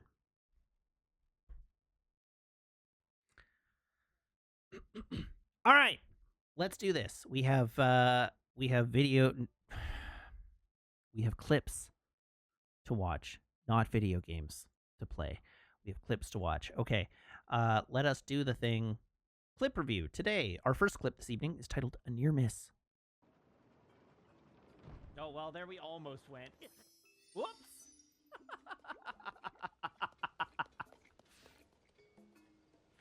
So what we've built here is an infinite flying machine. Whoa, my god!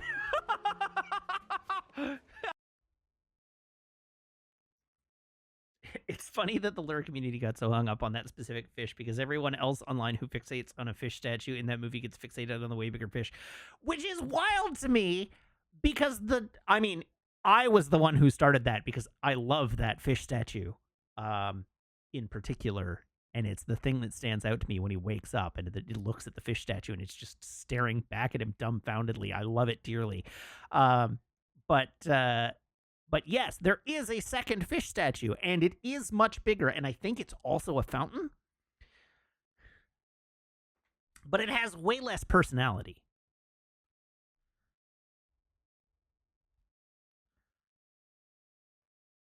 Our next clip is titled Asked and Answered.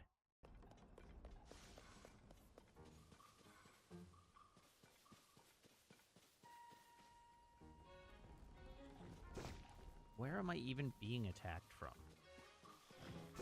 Ow! Okay, over there.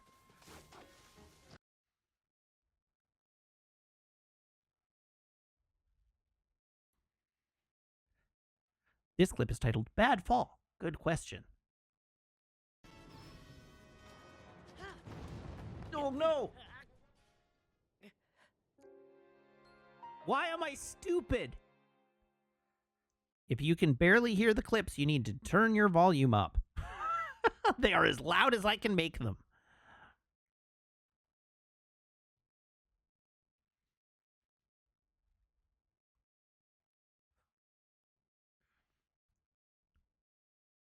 This clip is titled, Don't Text and Drive, Kids.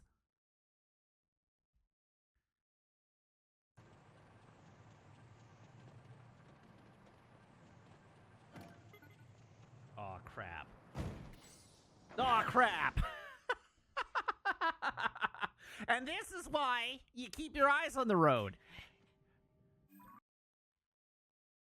I don't know how to help you, Chathew. I have the audio source that the clips are on at 100%.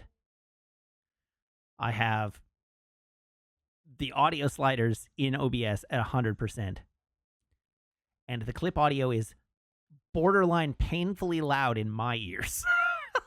And like I can see in the mixers that it's slightly less loud than me, but it's not a lot less loud than me. It's like 5 decibels, maybe? So anyhow, I'm doing my best here, but this is as loud as they get.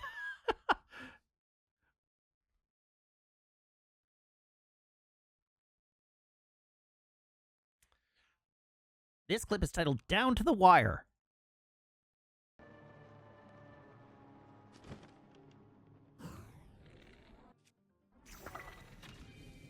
Oh my god.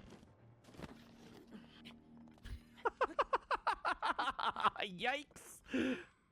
On bikes. Now I'm looking to see if there's some other place I can boost the volume of the clips. But I don't think there is. I think it's as loud as it gets. This clip is titled Fool, comma, Proof.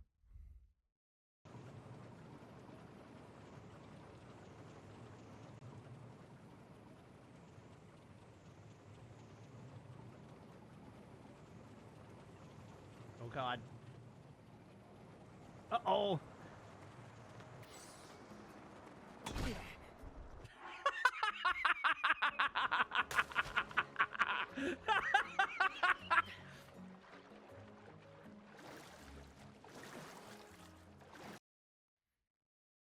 Man, now you've got me, like, checking all of my audio settings.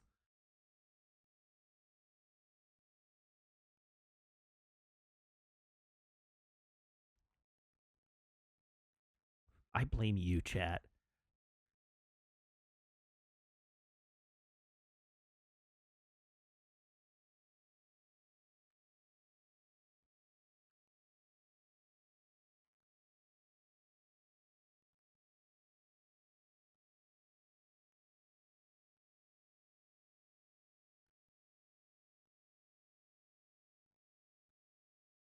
If this is too loud, I apologize in advance.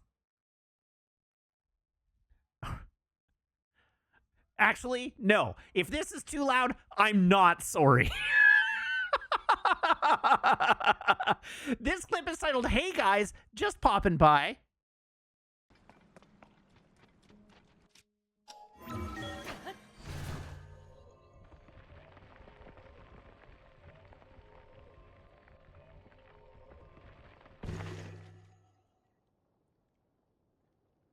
Oh.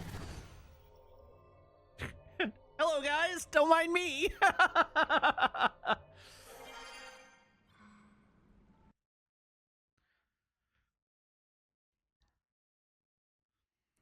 This clip, I'm sorry in advance, is titled Irish or Italian or Iritalianish. Her looks just like her papa. She's a wonderful. My little Madison. Hudson, you've got to get it together. Sorry, I've got to go. We're kinda busy right now. I'm going back to work now, Ronson. But don't worry, I'll try to think of something nice to do for Madison.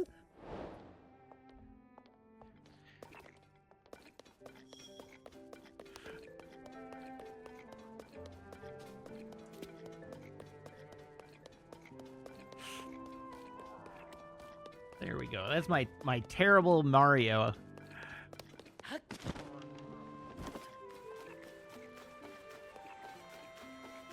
Okay, let's figure out what I need to do next.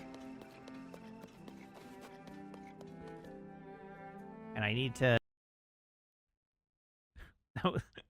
That was where somebody joined chat and said, top of the morning to you.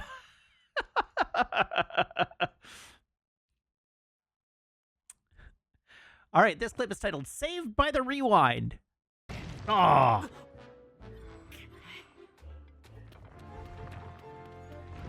Oh my god!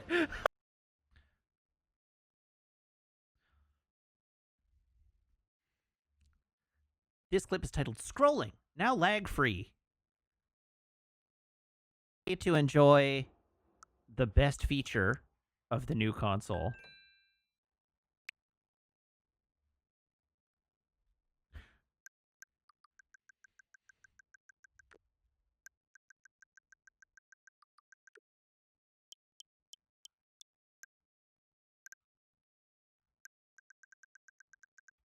It's so snappy. Look at how not laggy the eShop is.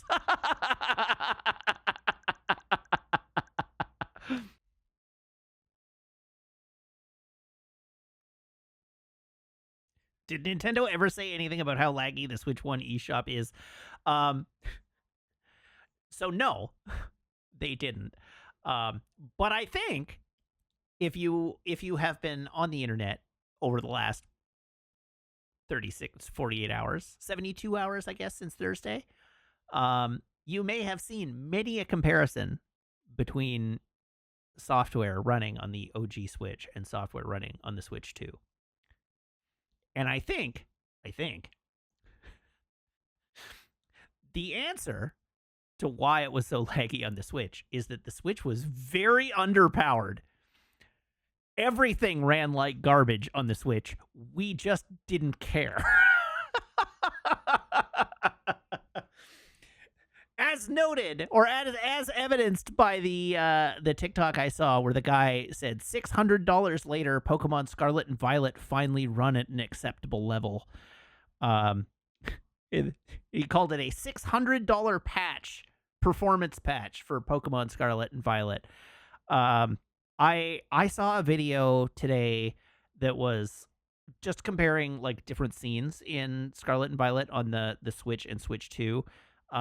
And the amount of LOD compromises that they were making in like foreground was fascinating. So there's a classroom scene, which is not like, that's not a deep background, right? Like it's a classroom scene. You got a bunch of characters in it that are animating, but it's not like distant. And it was doing like LOD animation slowing to like where it would like cut out frames of the animation so that everything was like a frame show or like a slideshow. It was rendering the kids kicking their legs at their desks at like 1 frame a second. The rest of the scene was fine. Yeah, level of detail. But it like the kids kicking their legs were like 1 frame a second. And there was another shot of like a windmill off in the background, and on the Switch 2 it just spins like a windmill. On the Switch 1 it's like tick, tick, tick, tick, tick. um, the amount of like graphical compromises they were making just to get things running at like 15 frames per second on the Switch were unreal. Um, and I don't know what it comes down to. If it was like poor optimization or the hardware just being like really underpowered. Um, but whatever they've done with the Switch 2, they seem to have solved that problem. And I would think that if it was like under optimized, that it would not be fully performant on the Switch 2. Um, like if it was, I would like maybe it's just powerful enough that it gets over the hump of the performance issues and the optimization issues that were affecting it. But I would expect that a poorly optimized piece of software would still have performance issues even on higher end hardware. Um, but the but in any case, it runs like glass on the Switch 2. So I don't know. I don't know. But it's fascinating. Anyhow, again, like as I said on Thursday, Tears of the Kingdom plays like a whole new game. Like it is silky smooth. It is almost uncanny. We've been playing poorly performant Switch games for so long that playing Tears of the Kingdom at 60 frames per second feels wrong. Like it actually feels wrong. I it feels like, I don't know, if you know how like when you see somebody emulate Mario 64 on like a modern PC and it's running at 60 frames per second and like everything is super sharp and it's like properly anti-aliased and it looks wrong? Like it looks pretty, but it looks wrong. That is what this feels like. Everything is so smooth and so sharp that it feels wrong.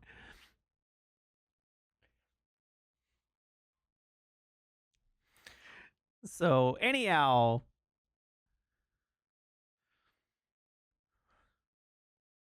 there you go.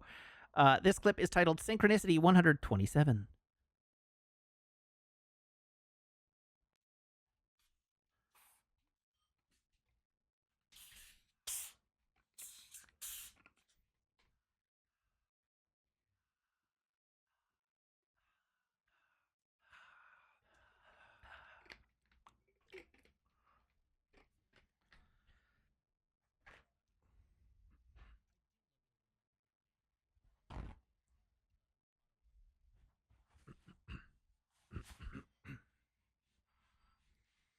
I have played.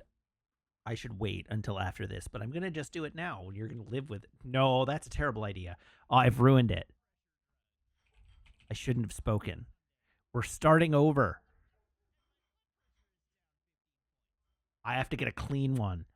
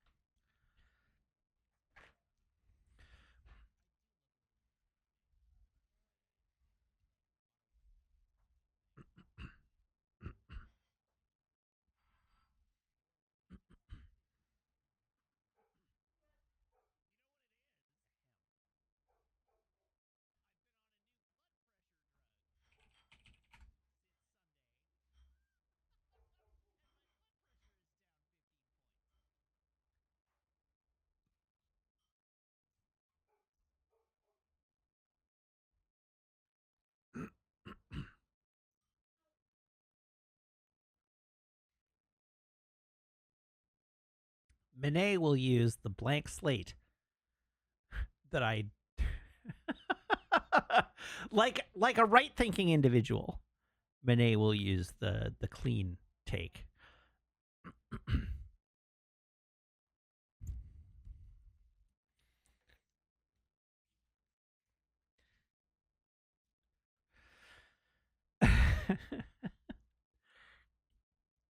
We've had this situation happen before, and Monet has historically always taken the clean take, which I appreciate.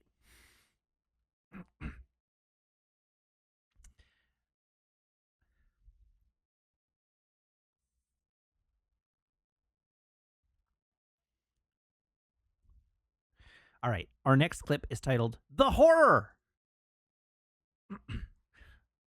Can you imagine? Can anyone remember a time before Jibcat? Can any of us remember a time before Jibcat? Jibcat Eternal.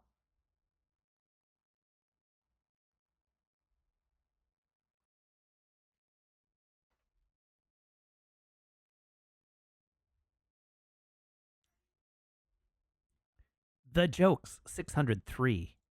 How do they transport corpses on airplanes?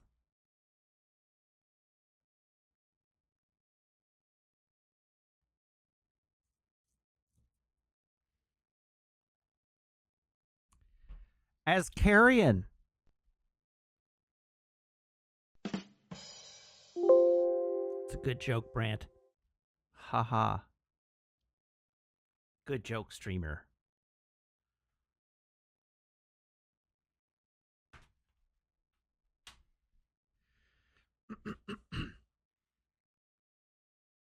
Yeah, it's carry on, right? It works better in text. Got a license to kill. And you know I'm going straight for your heart. Do, do, do, do, do, do, do.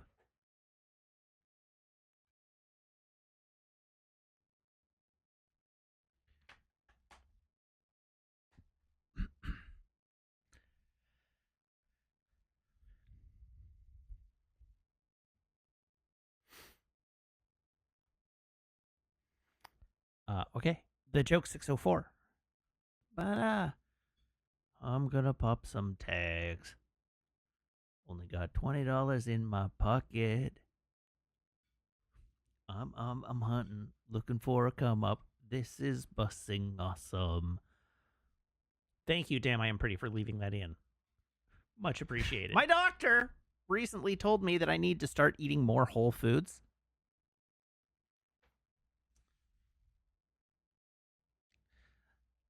So for lunch today, I ate a whole pizza.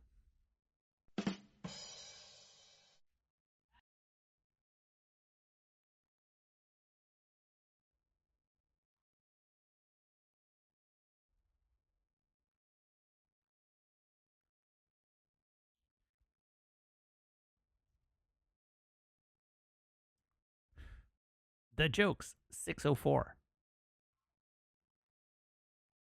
Wait. But oh, we just did that one. The Joke 605.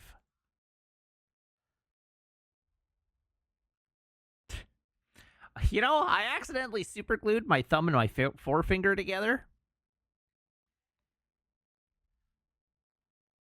But it'll be okay for a while.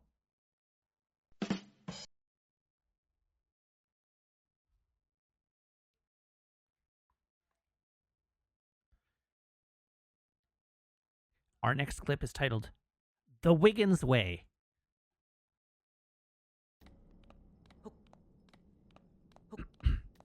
Listen, there may be a much easier way to get there, but this is my way.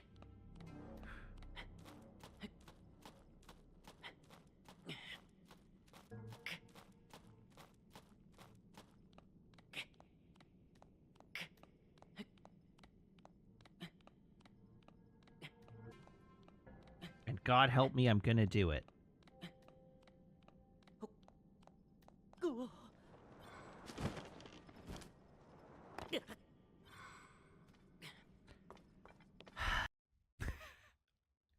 timing on the beleaguered sigh is really good. Uh,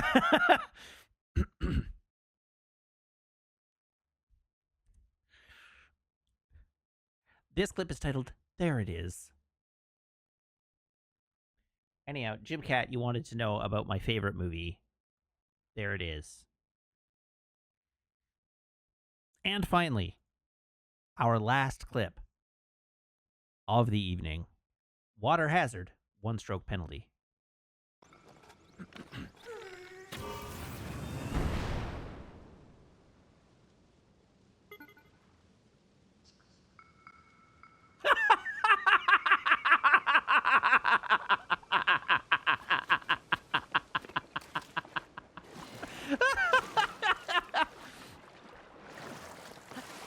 Oh man, that bounce was amazing. I think we count that as bullying in and of itself. I get so much pleasure out of choreography.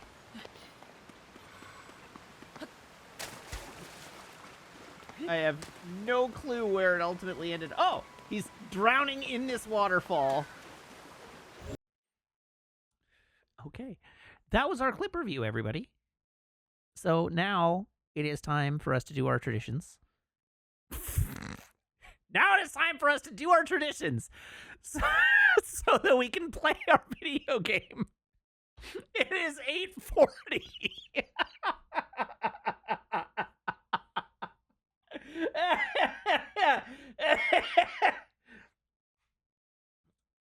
Oh no. Considering it's been sitting out for 2 hours, would you like your beverage refreshed?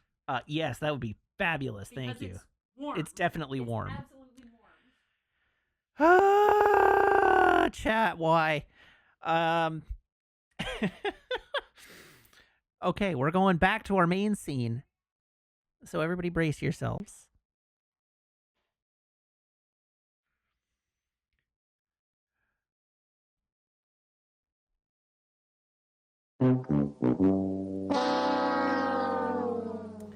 We back in the main scene. It's safe. Thank you. Ah! Why would you do that, you monster? Ah! Holy hell, that was loud.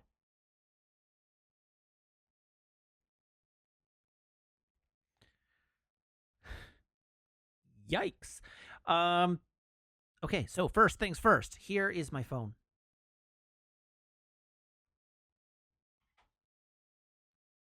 Here is my phone cable. Everyone, please brace your ear holes.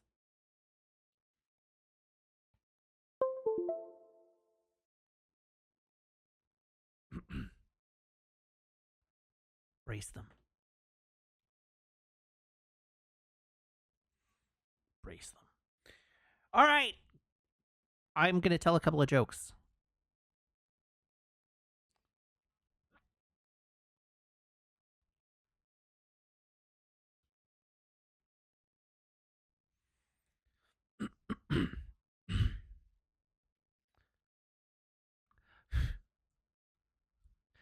What?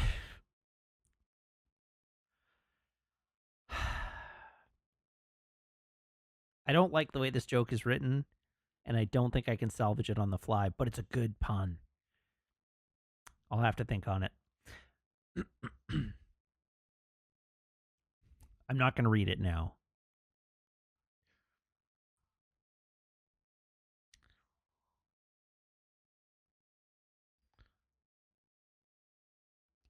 Okay, let's see what I can find.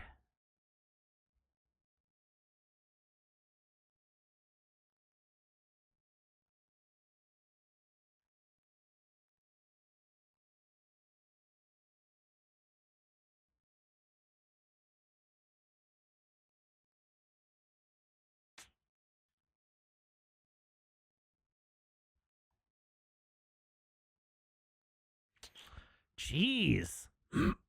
It's a rough crop today.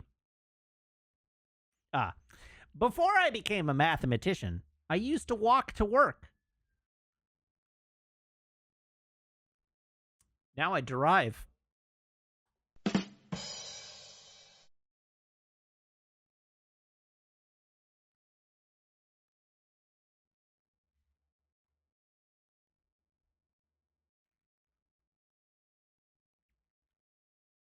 I'm gonna sneeze. Oh, I am gonna sneeze.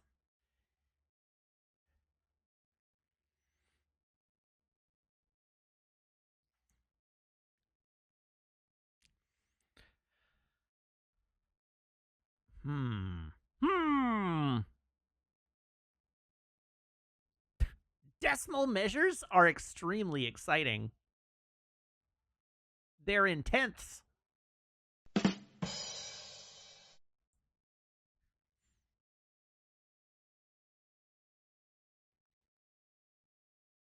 There you go. All right, Garcon, can I have a drum roll, please?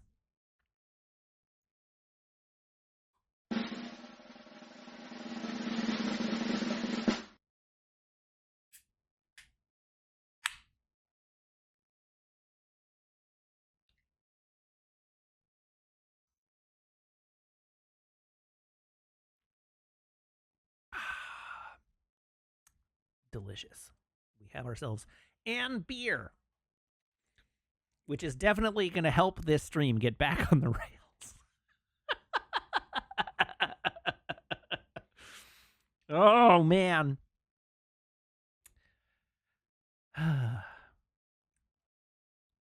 You know, I never did sneeze.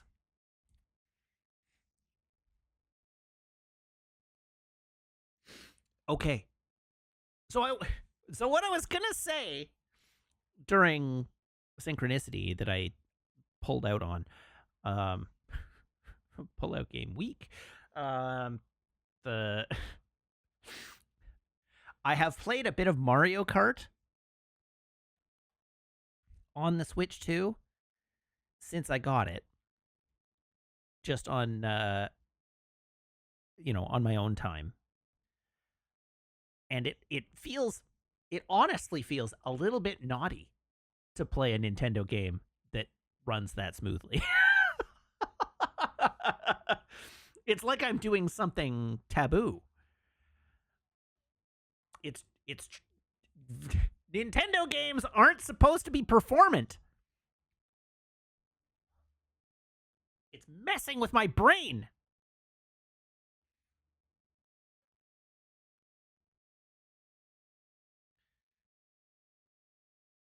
Anyhow, it's extremely Mario Kart, with all the things that come along with it being Mario Kart. The last Mario Kart game I spent any time in was Mario Kart 64. And in some ways, it is much improved. And in other ways, it is improved in ways that I don't like.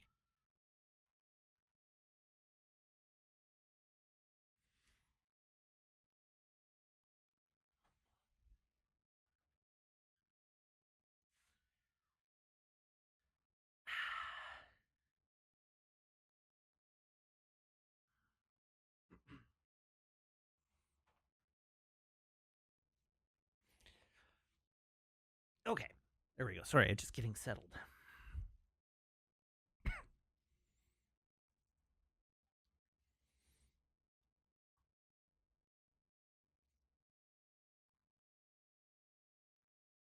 Oh my god.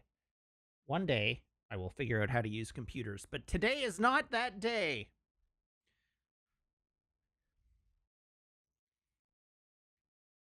Whoops. Oh, well, here's Mario Kart.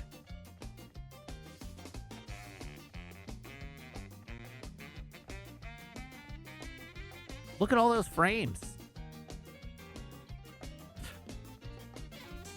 Oh, right. Oh, that was super not what I meant to do. So chat has reminded me that, in fact, that I haven't done something important yet. So let's go back. False alarm. We're not playing Mario Kart. We're not playing Switch at all. We're not even playing any video game. We have a monarch to crown. So let me. That was a good one. That was a good one. There were a few good ones. That was a good one. That was a good one. That was a good one. Vote. Hopefully, chat voted wisely. We have a tie. We have a three-way tie. Zafty, I beckon to you. Consider thyself summoned.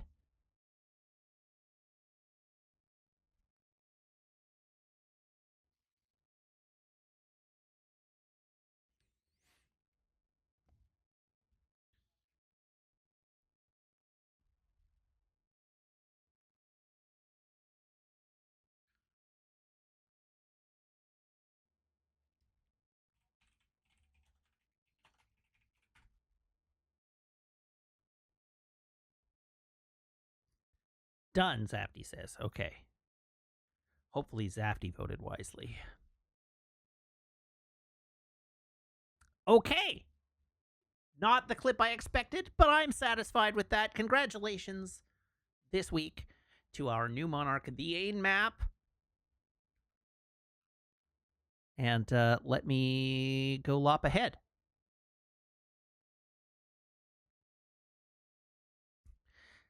Sam, your head's coming off. I hope you aren't attached to it.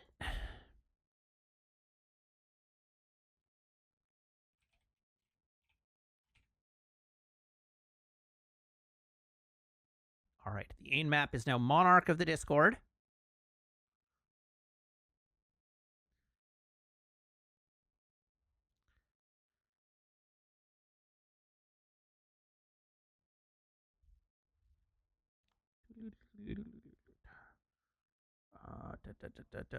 So long, Sam. Your head has now been removed on Twitch.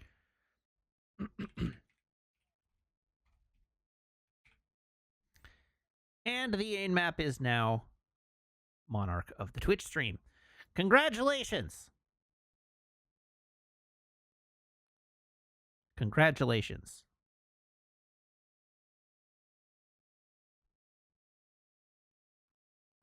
Zafty says, Matt still hasn't figured out how I break the tie, and I'm okay with that. I assume that you check to see which clips are tied and then vote for one of them specifically, and not just voting for any clip whatsoever.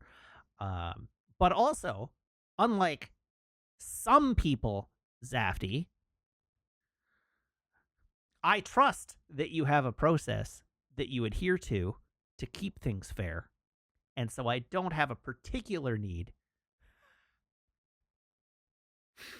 to mistrust you or call you out.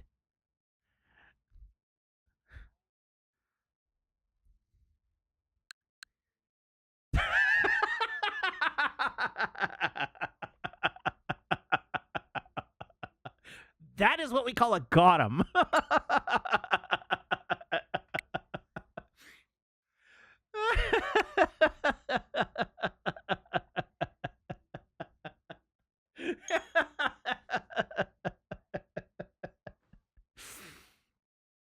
Oh, dear.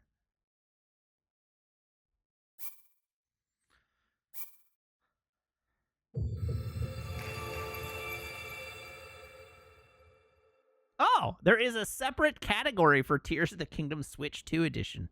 Huh. Neat. That's good. Because that lets people who don't have Switch 2s know that they can come watch my Switch 2 gameplay. Because on Thursday, we had several people pop in and be like, hey, is this good? And, you know, that's good for me. Okay, where the hell? Shrine locations. We're just doing shrines tonight. We're running a little short on time. We're going to do shrines. So, that's that one. So, we have the Games as a Service shrine. Should be here-ish somewhere.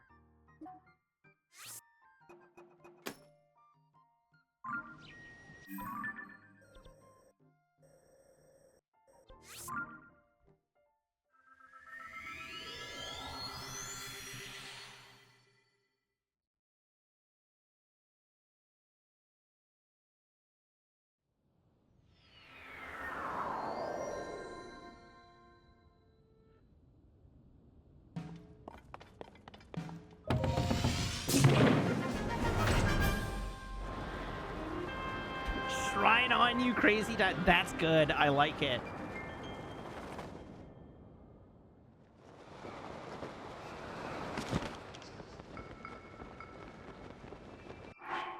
I should probably put on a coat before I freeze to death.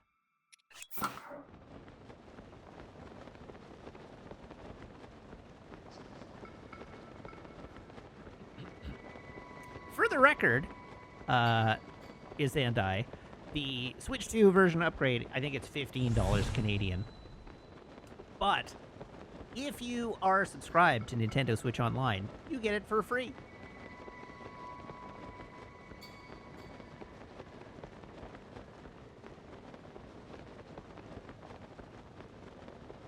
So I got it for free. Presumably until I stop paying, yes. You know, I didn't check if it was just NSO or if it was NSO with the Expand-A-Pack. But I have NSO with the Expand-A-Pack. Expand-A-Band-Ban. But, in any case. It's NSO Plus? Okay.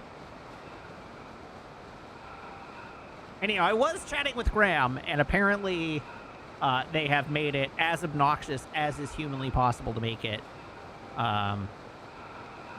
If you have a family account. And especially if you have a family account and a physical copy of the game.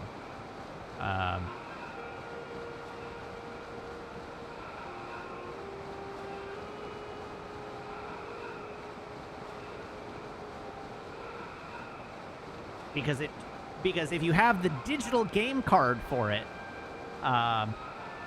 you can just eject the digital game card and give it to and lend it to somebody. But if you have a physical game card and the DLC for the upgrade, then the person on your family account can't play the upgraded version because there's no way to load a digital game card for it. Because it's a physical game card, and the DLC is locked to the account that purchased it, apparently. I don't know. PT, if you found a way to make this work, you should message it to Graham.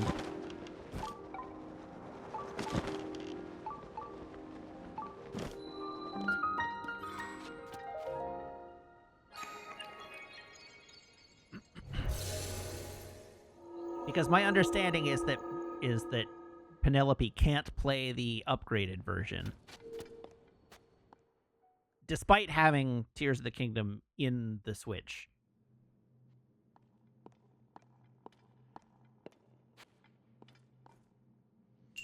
Alright, well-timed cuts, this one's called. And we'll get to it in a moment. This is... Ripping Blu-rays is not obnoxious at all.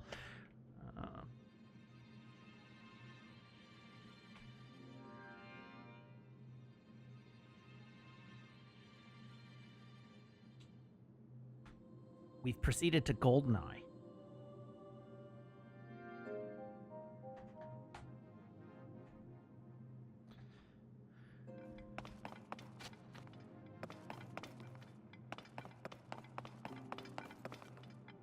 Okay, so the question is, how well-timed do the cuts actually need to be?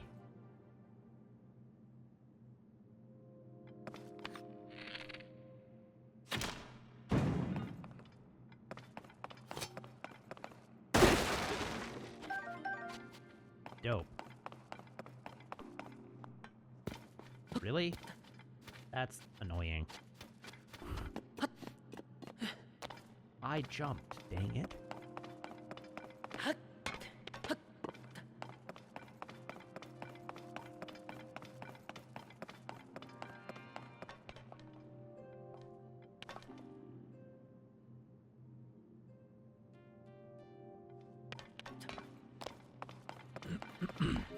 Okay.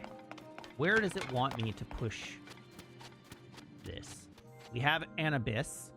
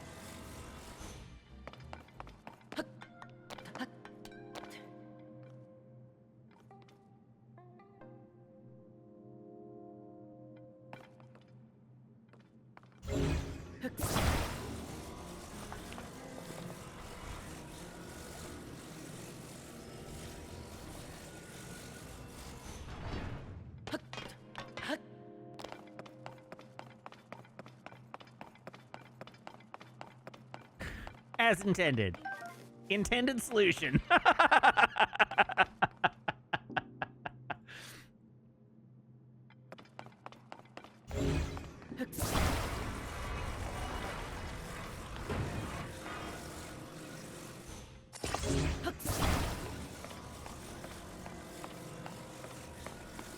I'll be happy to know that the Rimworld pawn named for me is now a productive member of society working in the iPhone factory.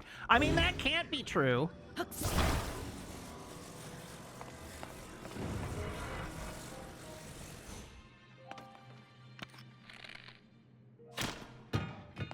Because no cat lover is a productive member of society.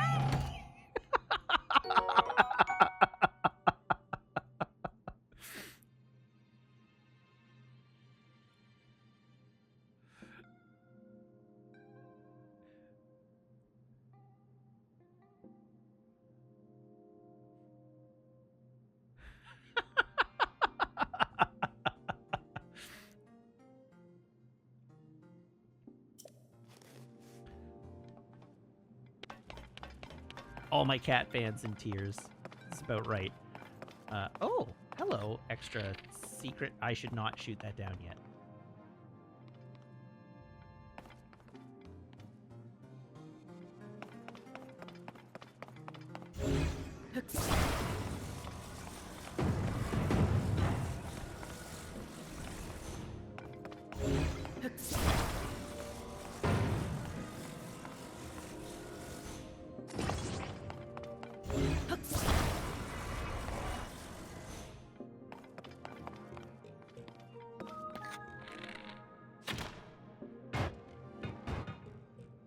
I was worried that was going to bounce into the abyss.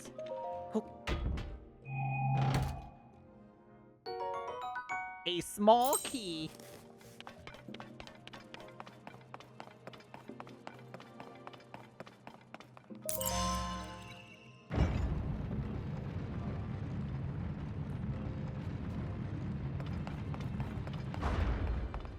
Okay, we have a hole.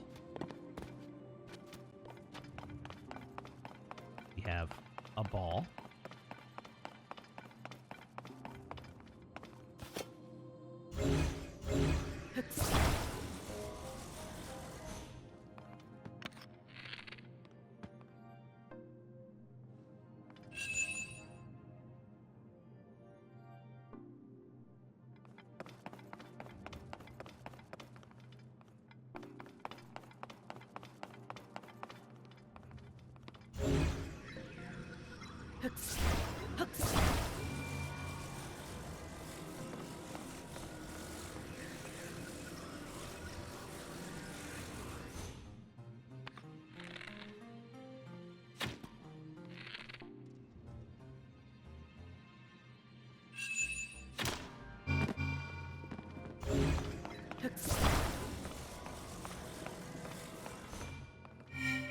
There we go.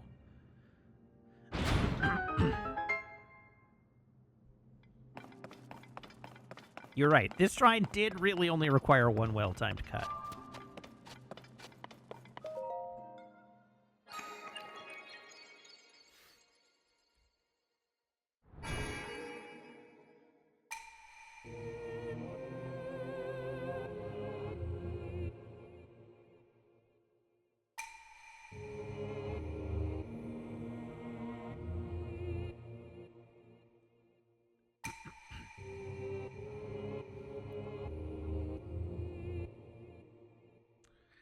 Shrine 98, hey?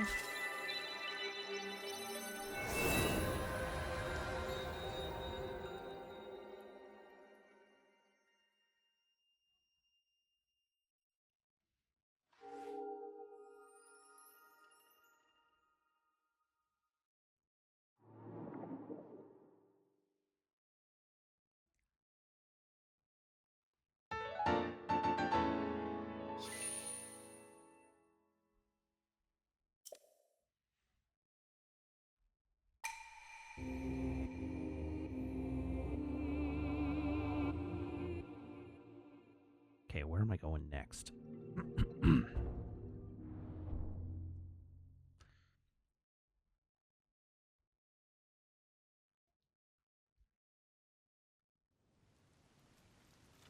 All right, that was the Games as a Service shrine. Sorry, I'm calling it the Game as a Service shrine because it's the gas-ass shrine.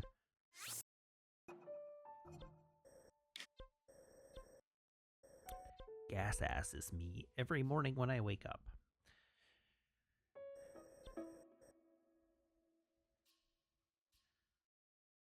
Okay, so we have the gas-ass,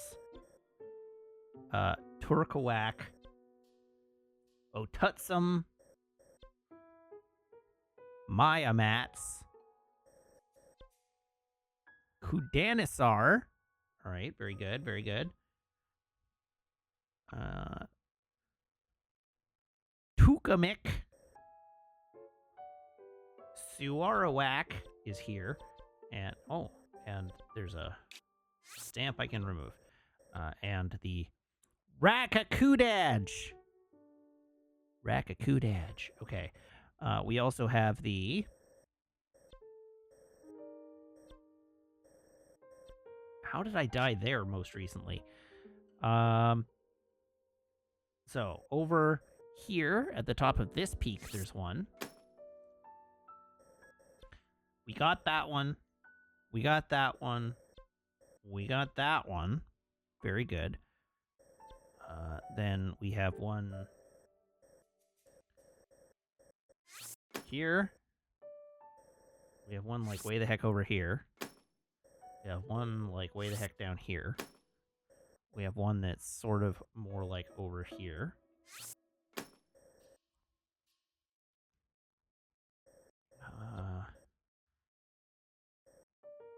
We have one that's like here-ish. And we have one that's on the road there-ish. Cool. And as soon as I arrive at this tower, I'm going to want to take my... jacket off.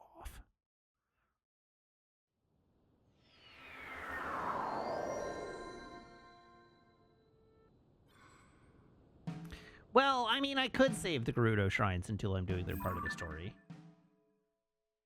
But that sounds like a reasonable thing to do. And I don't know if you've, been here long.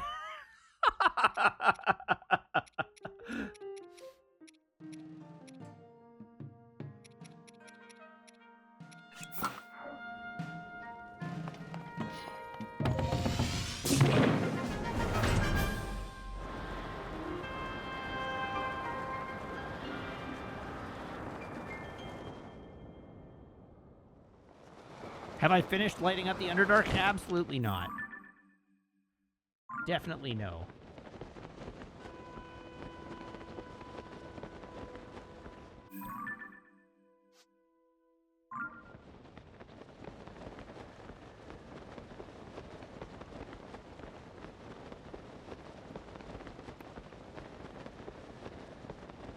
It's gonna take a while to finish lighting up the Underdark.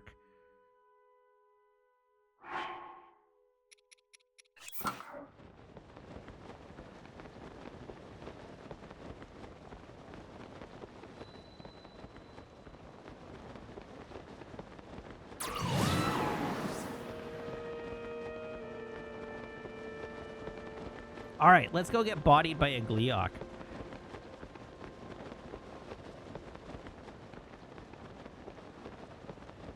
Oh.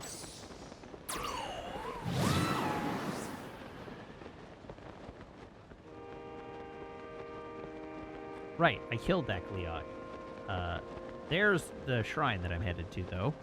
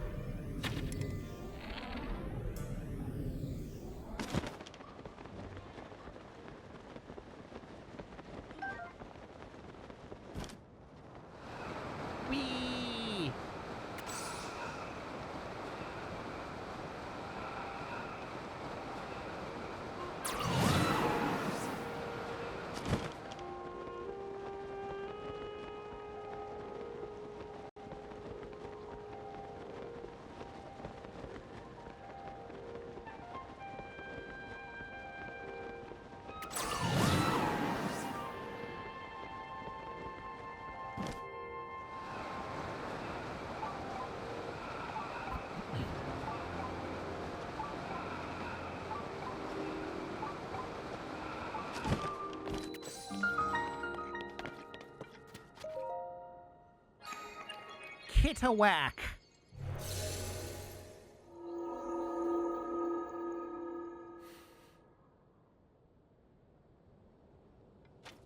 All right, what's in this shrine?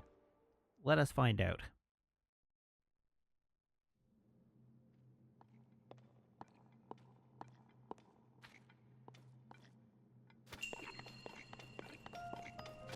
Upward and forward, and always twirling, twirling, twirling towards freedom.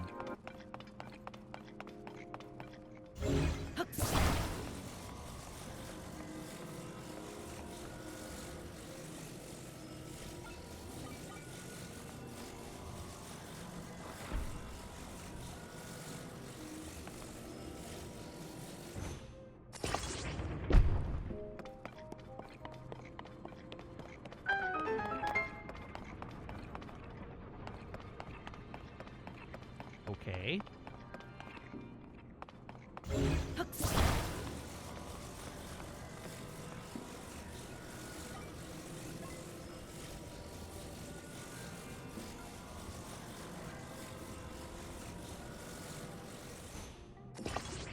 Boonk.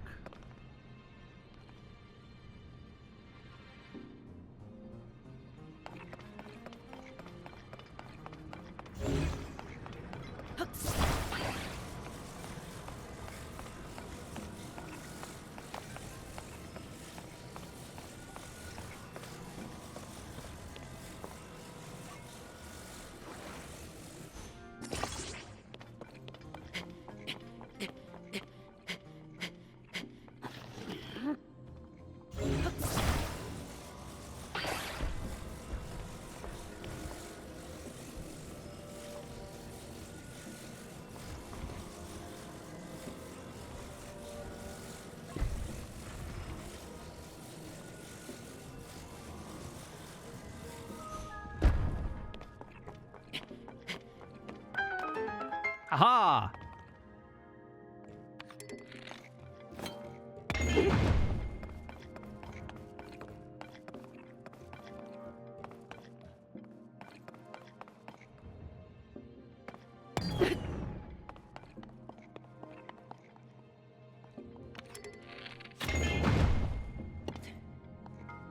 Okay, so that's that way. Figured out.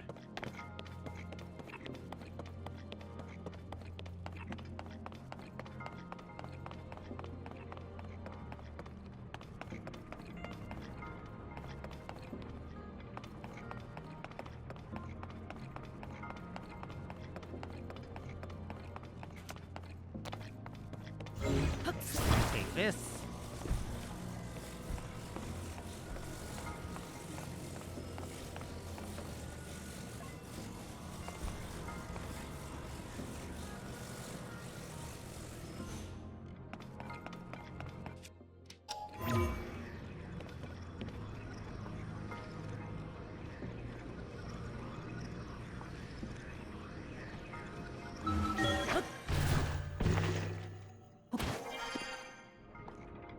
Booyah!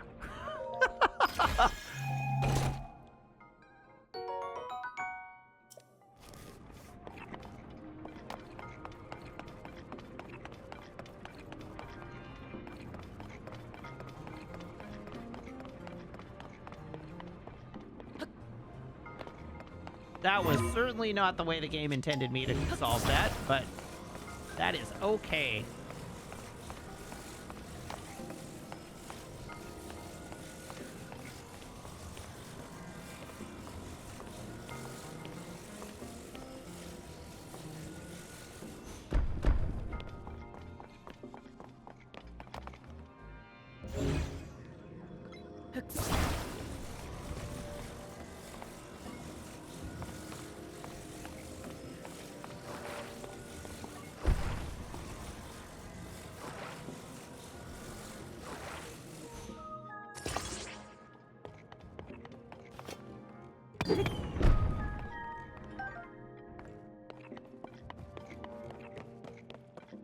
All right. Yeet me.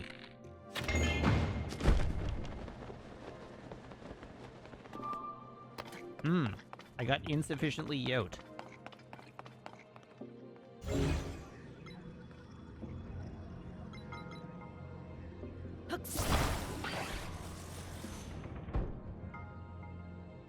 Oops.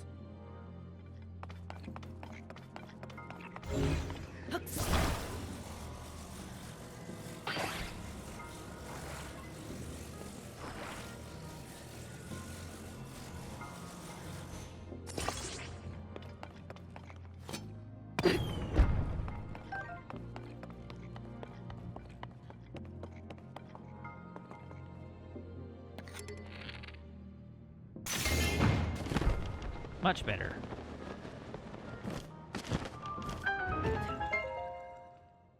There we go.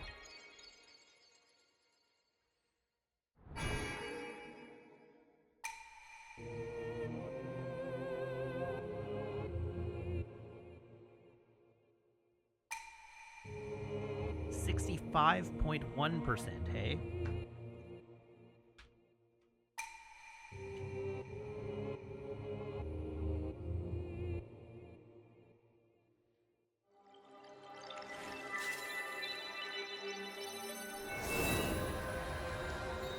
Yes, we're very nearly nice.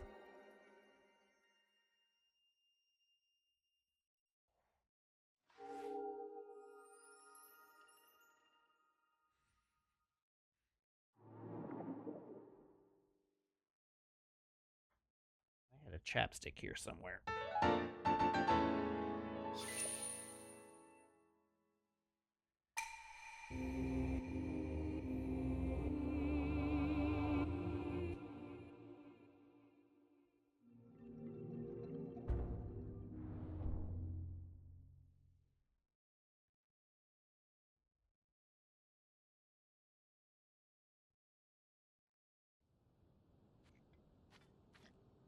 Oh, I guess we're going to have a blood moon. Okay, where to next?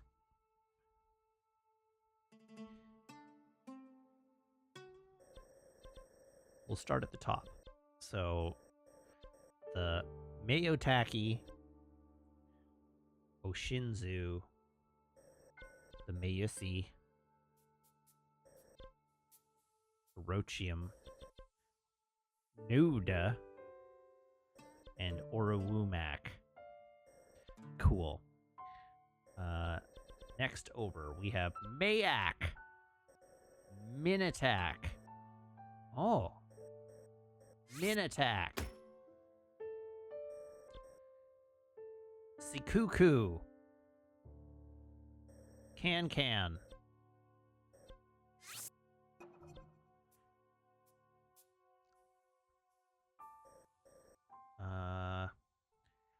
Sakunbomar.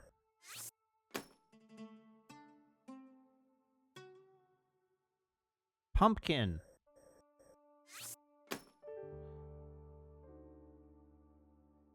Musanikir. Ninjas.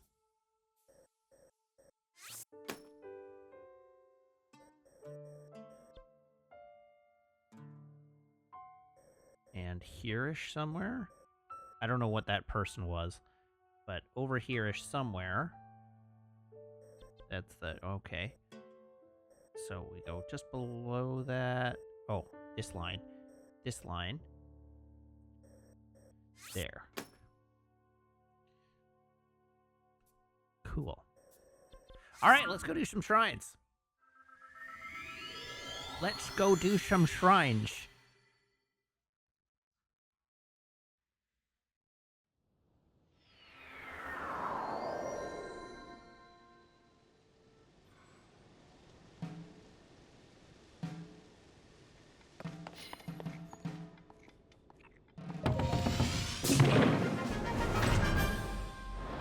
Whee!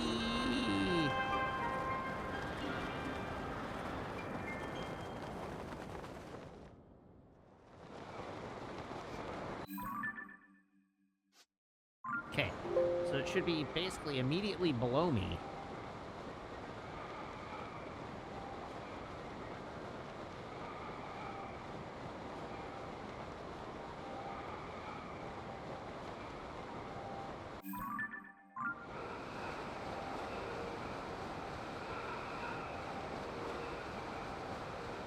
Forward a bit, but still basically down.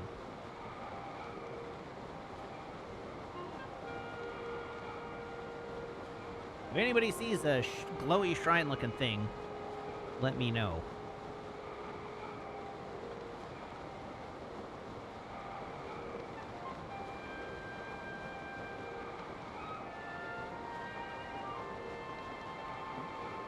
Oh, I don't currently have a bow.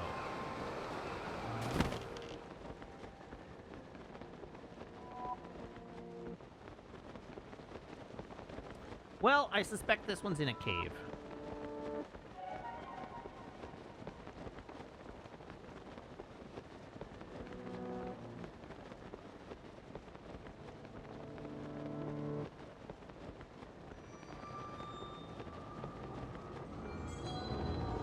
That little cloud of keys flying around down there.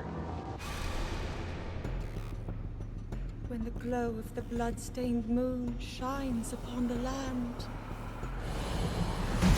the aimless spirits of slain monsters return to flesh. The world is threatened once again.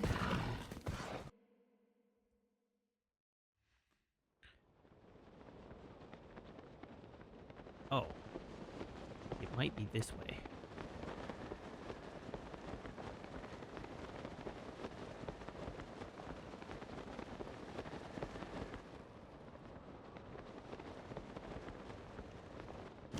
Okay, it should be more or less immediately below. Shrine below!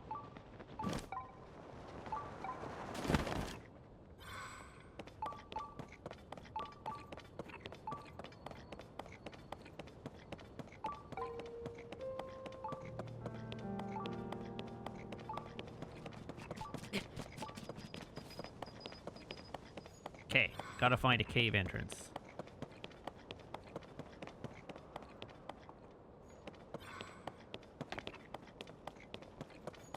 If only somebody in chat had proclaimed themselves the master of all game-related knowledge.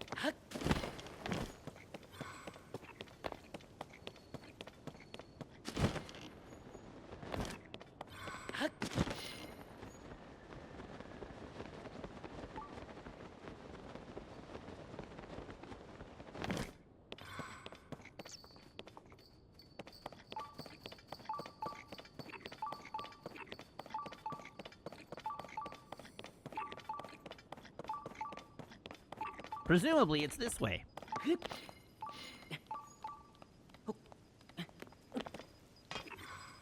Sorry, give me a moment. I have to clear a bunch of checkboxes.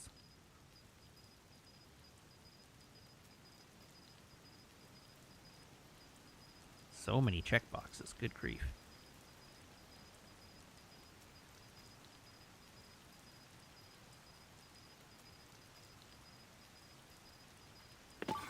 All right, this way. Ah!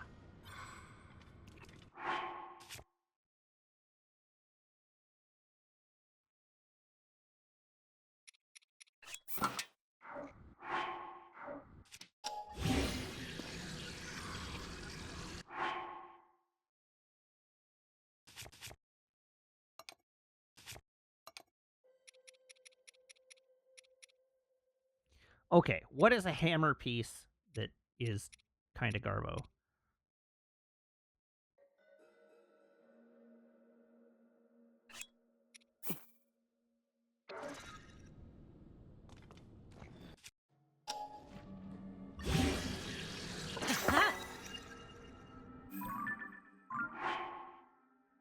Horrible in hammer. That's what we were looking for. Yeah.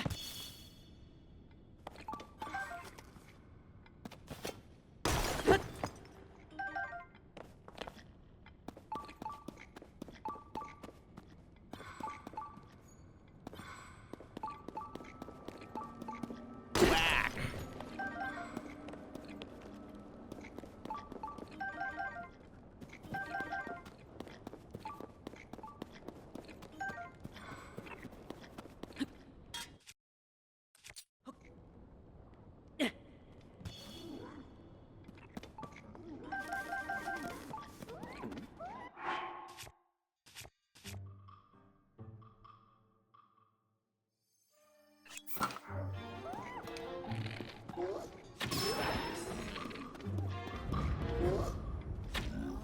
Ah.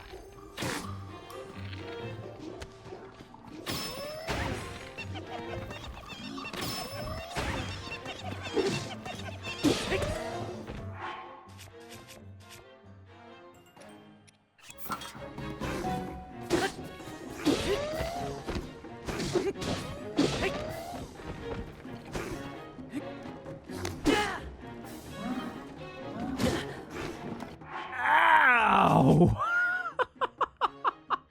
Holy hell!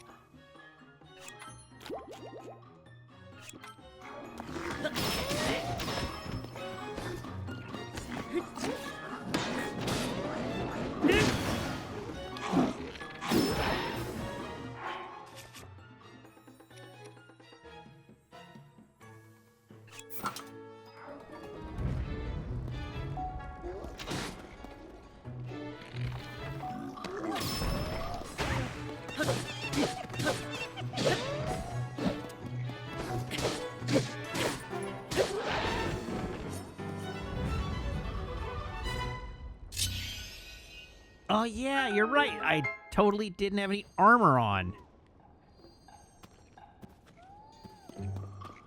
I guess that would have helped. Probably.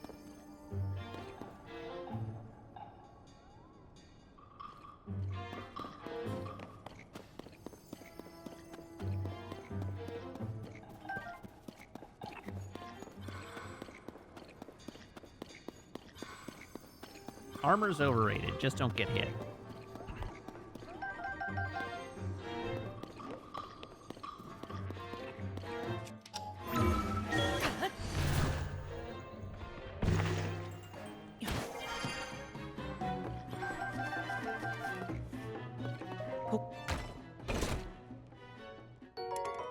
A soldier's claymore stick.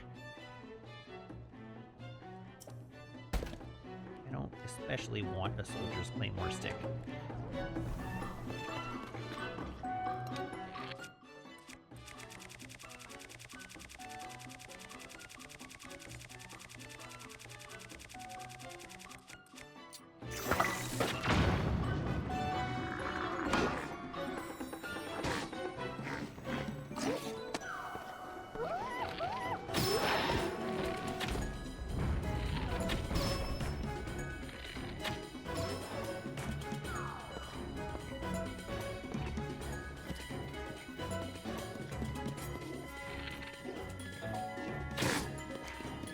Oh, this guy's stuck.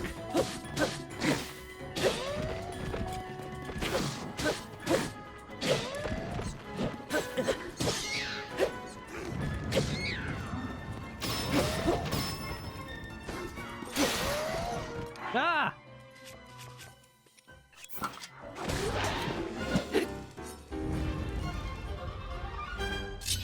Okay.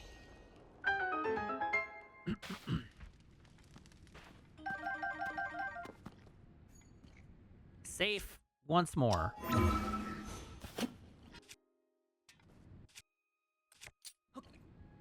Yeah.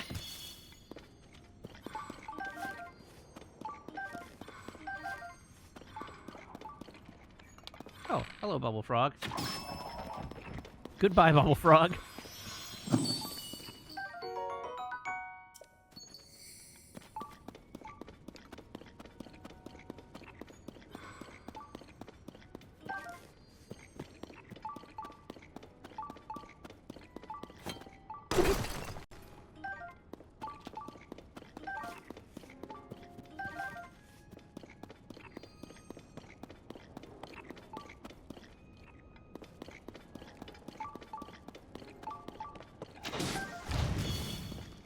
Yikes.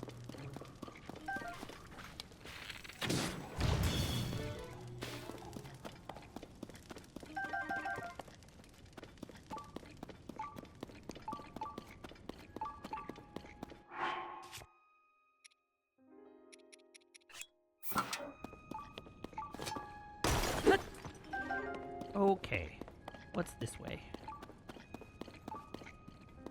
Well, there's my shrine.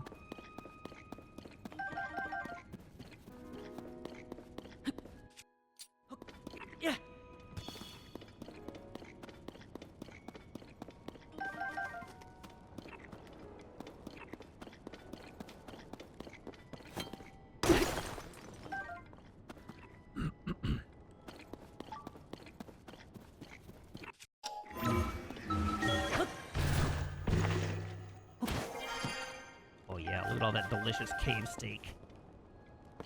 Oh. Forest Dweller's Spear. This is not a forest.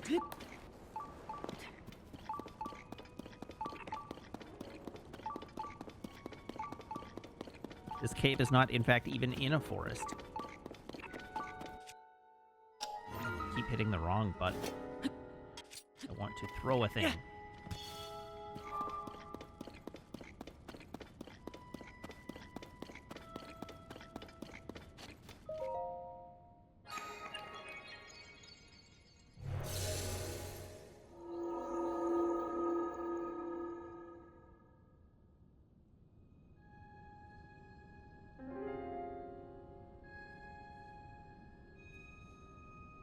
Ooh, boy. I am tired.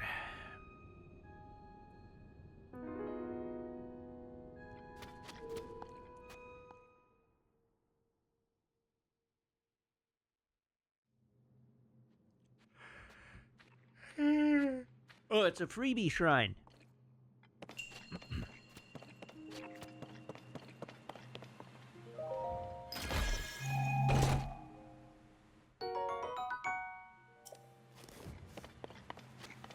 Good old batteries. We like those.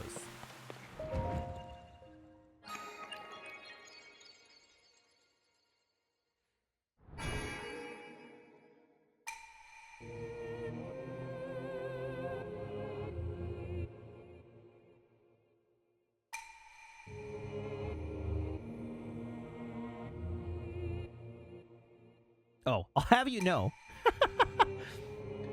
Because I am a totally normal and hinged individual, I ordered a second dock for my Switch already. My Switch 2. So that I don't have to unplug the Switch here to move it into the living room. I can just set up the dock on my TV, and then when I'm done streaming here, I can pick up the Switch and move it into the living room. And then play on my TV if I want to play something that's not for stream consumption. This will allow me to play Mario Kart on my own time, just for me. It does seem very reasonable. The only thing that's not reasonable about it is how much a spare dock costs. They ain't cheap.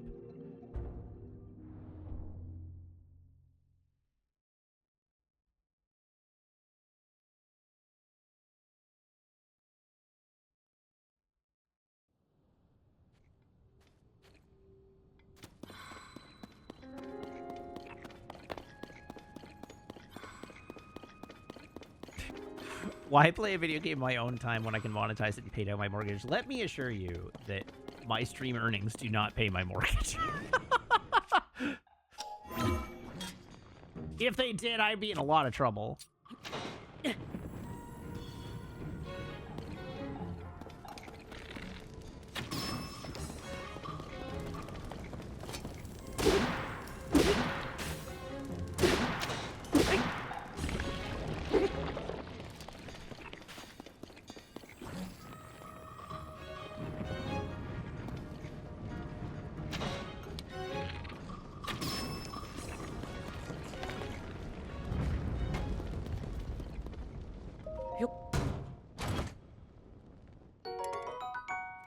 Forest Dweller's Shield.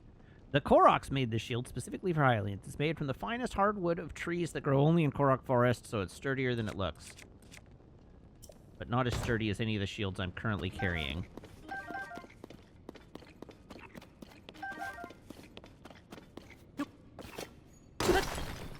Also, for the record, I figured out why my old Switch was having the input issues, where I was like navigating the menus and it was fighting me.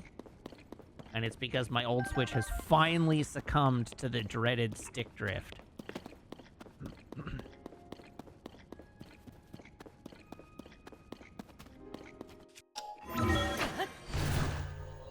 Which, in all honesty, is pretty good.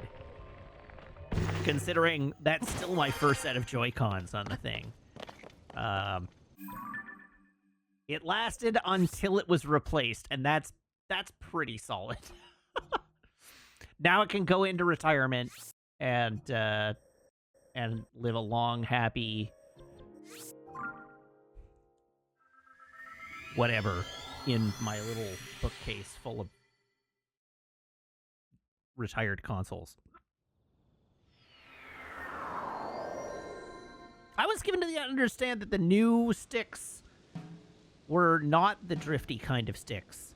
Was that they were the other kind of sticks that's less likely to get drift.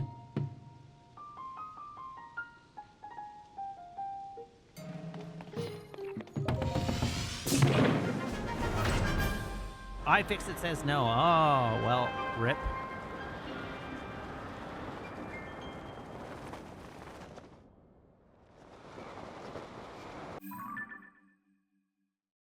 Is that true for the Pro controller?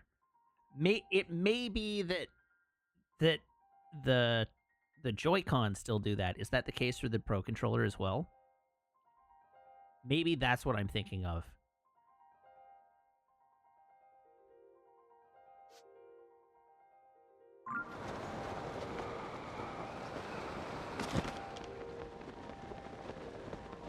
They are not Hall effect. Oh, interesting. Well, doesn't matter. It's brand new. I'm not worried about it in the short term. Wait, hold on.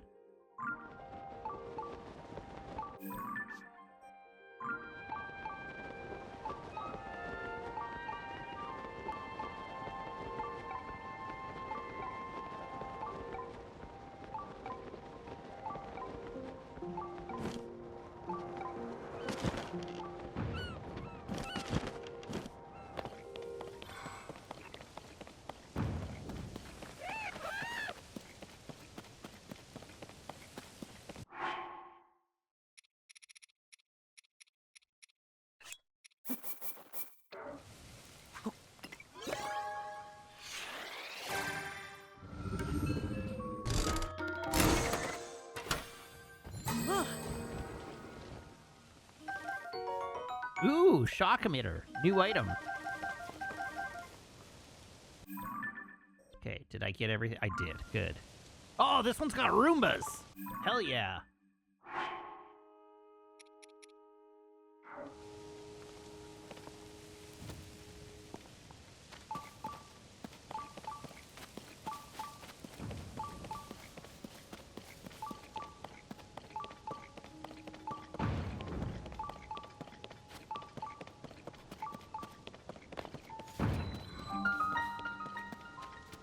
All right, Mayim.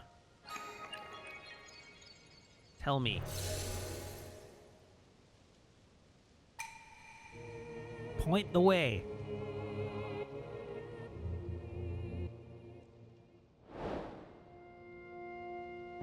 Down. Oh. Oh.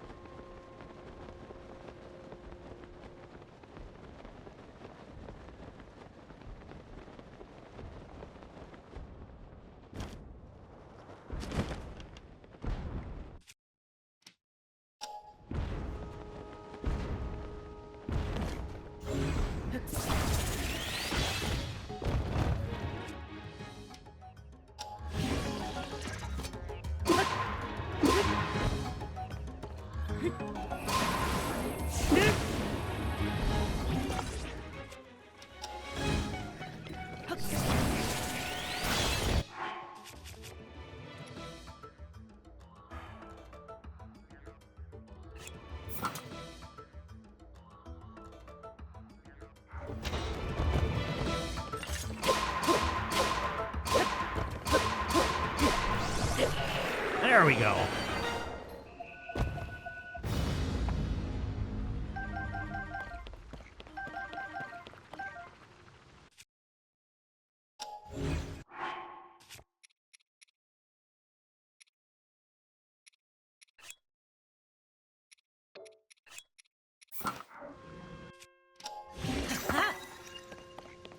All right, now I just have to figure out how to get this up there.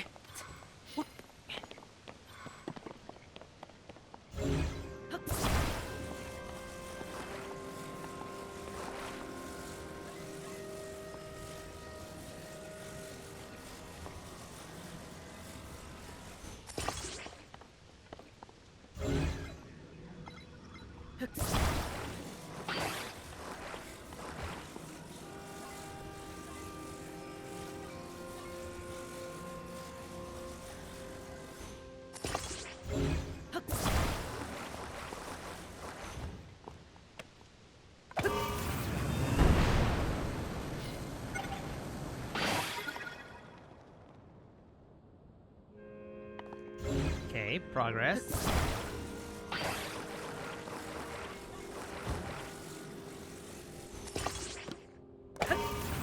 No!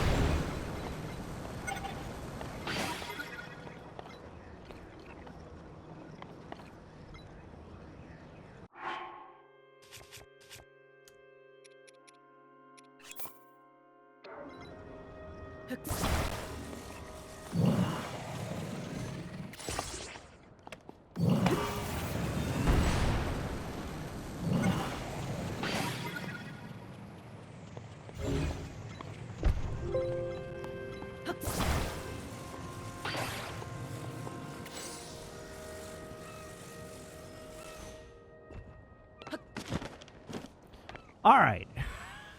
That didn't go quite to plan, but it went okay.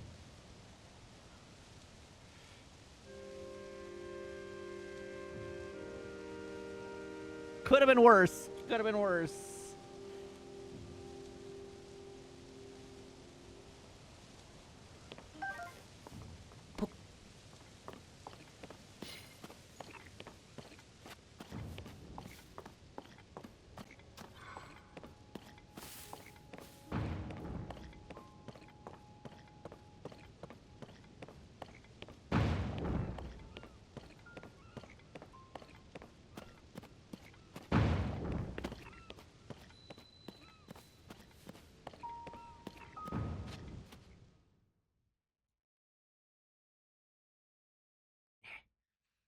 Itchy.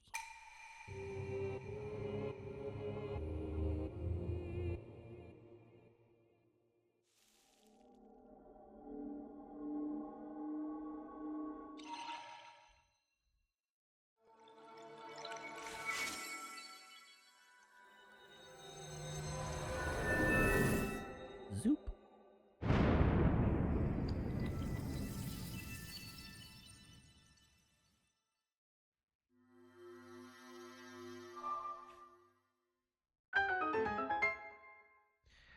Beauty.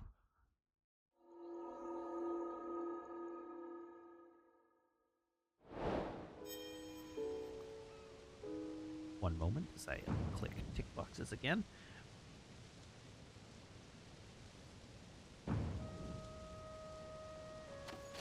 In we go.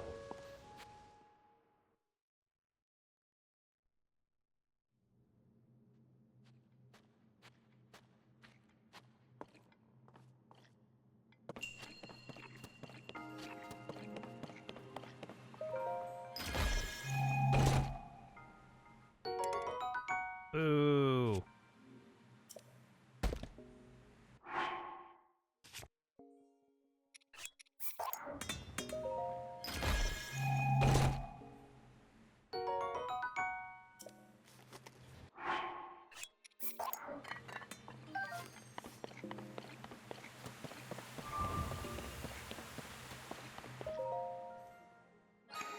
Yes, dear.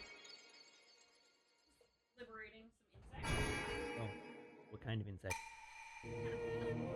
Some kind of beetle, hey? Yeah, not anymore. Well, I mean, it's still presumably a beetle. It's just not in the house anymore. Yes. Liberated I see. from prison, that is. Look who's not a beetle. Are you a beetle? Are you a puppy? Are you a puppy who Here. does not want to be brushed? Over here. Hi. Are you so very good? Are you so very good? You want it so badly. You want the cookie so bad. Oh, you're so gentle.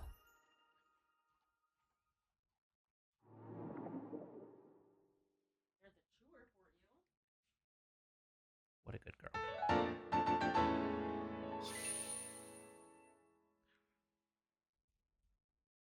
It's a snake.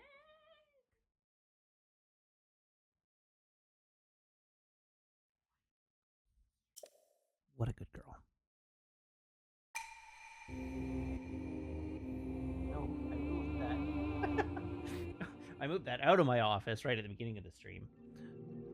No, it's Maria. Okay. Oh, Sam wants Maple to look at the camera. There she is. Here, look.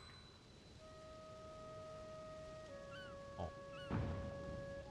Well, now she's out of focus. There we go. Chat says hi to you. Chat says hi.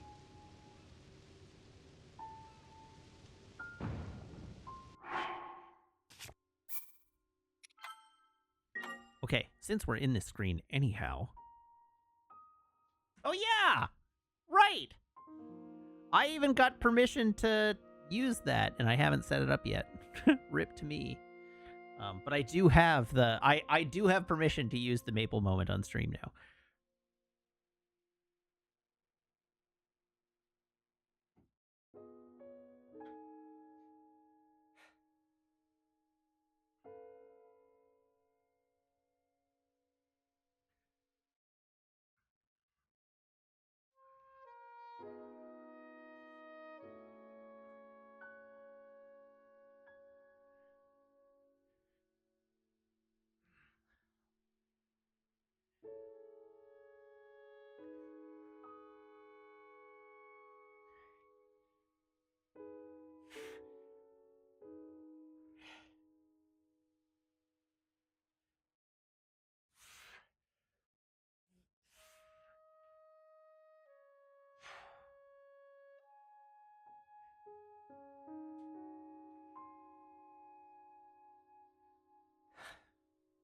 There we go.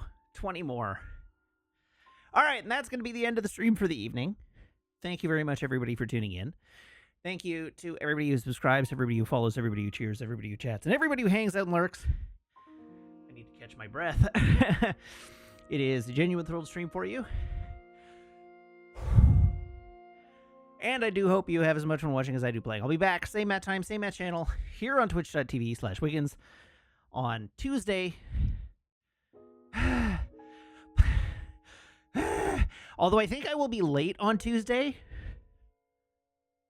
Okay, so tomorrow night, I will be on loading ready run for Crossing the Streams, which means TNG will be delayed until after Crossing the Streams is over. So now is your heads up. I will be delaying TNG tomorrow until after crossing the streams. And then on Tuesday, I have a dentist appointment in the afternoon. So I may be a little late to the stream on Tuesday on account of my dentist appointment, but I will be here. So don't panic if I'm late. It will depend on how long it takes for the dentist appointment and for me to get home. So there you go. My understanding is that tomorrow's CTS, I'm pretty sure it's tomorrow. I should check that. Maybe it's not tomorrow. Maybe I have my dates screwed up. I'm sure it's tomorrow. Let me, now you've got me second guessing myself, so I'm going to double check. Okay,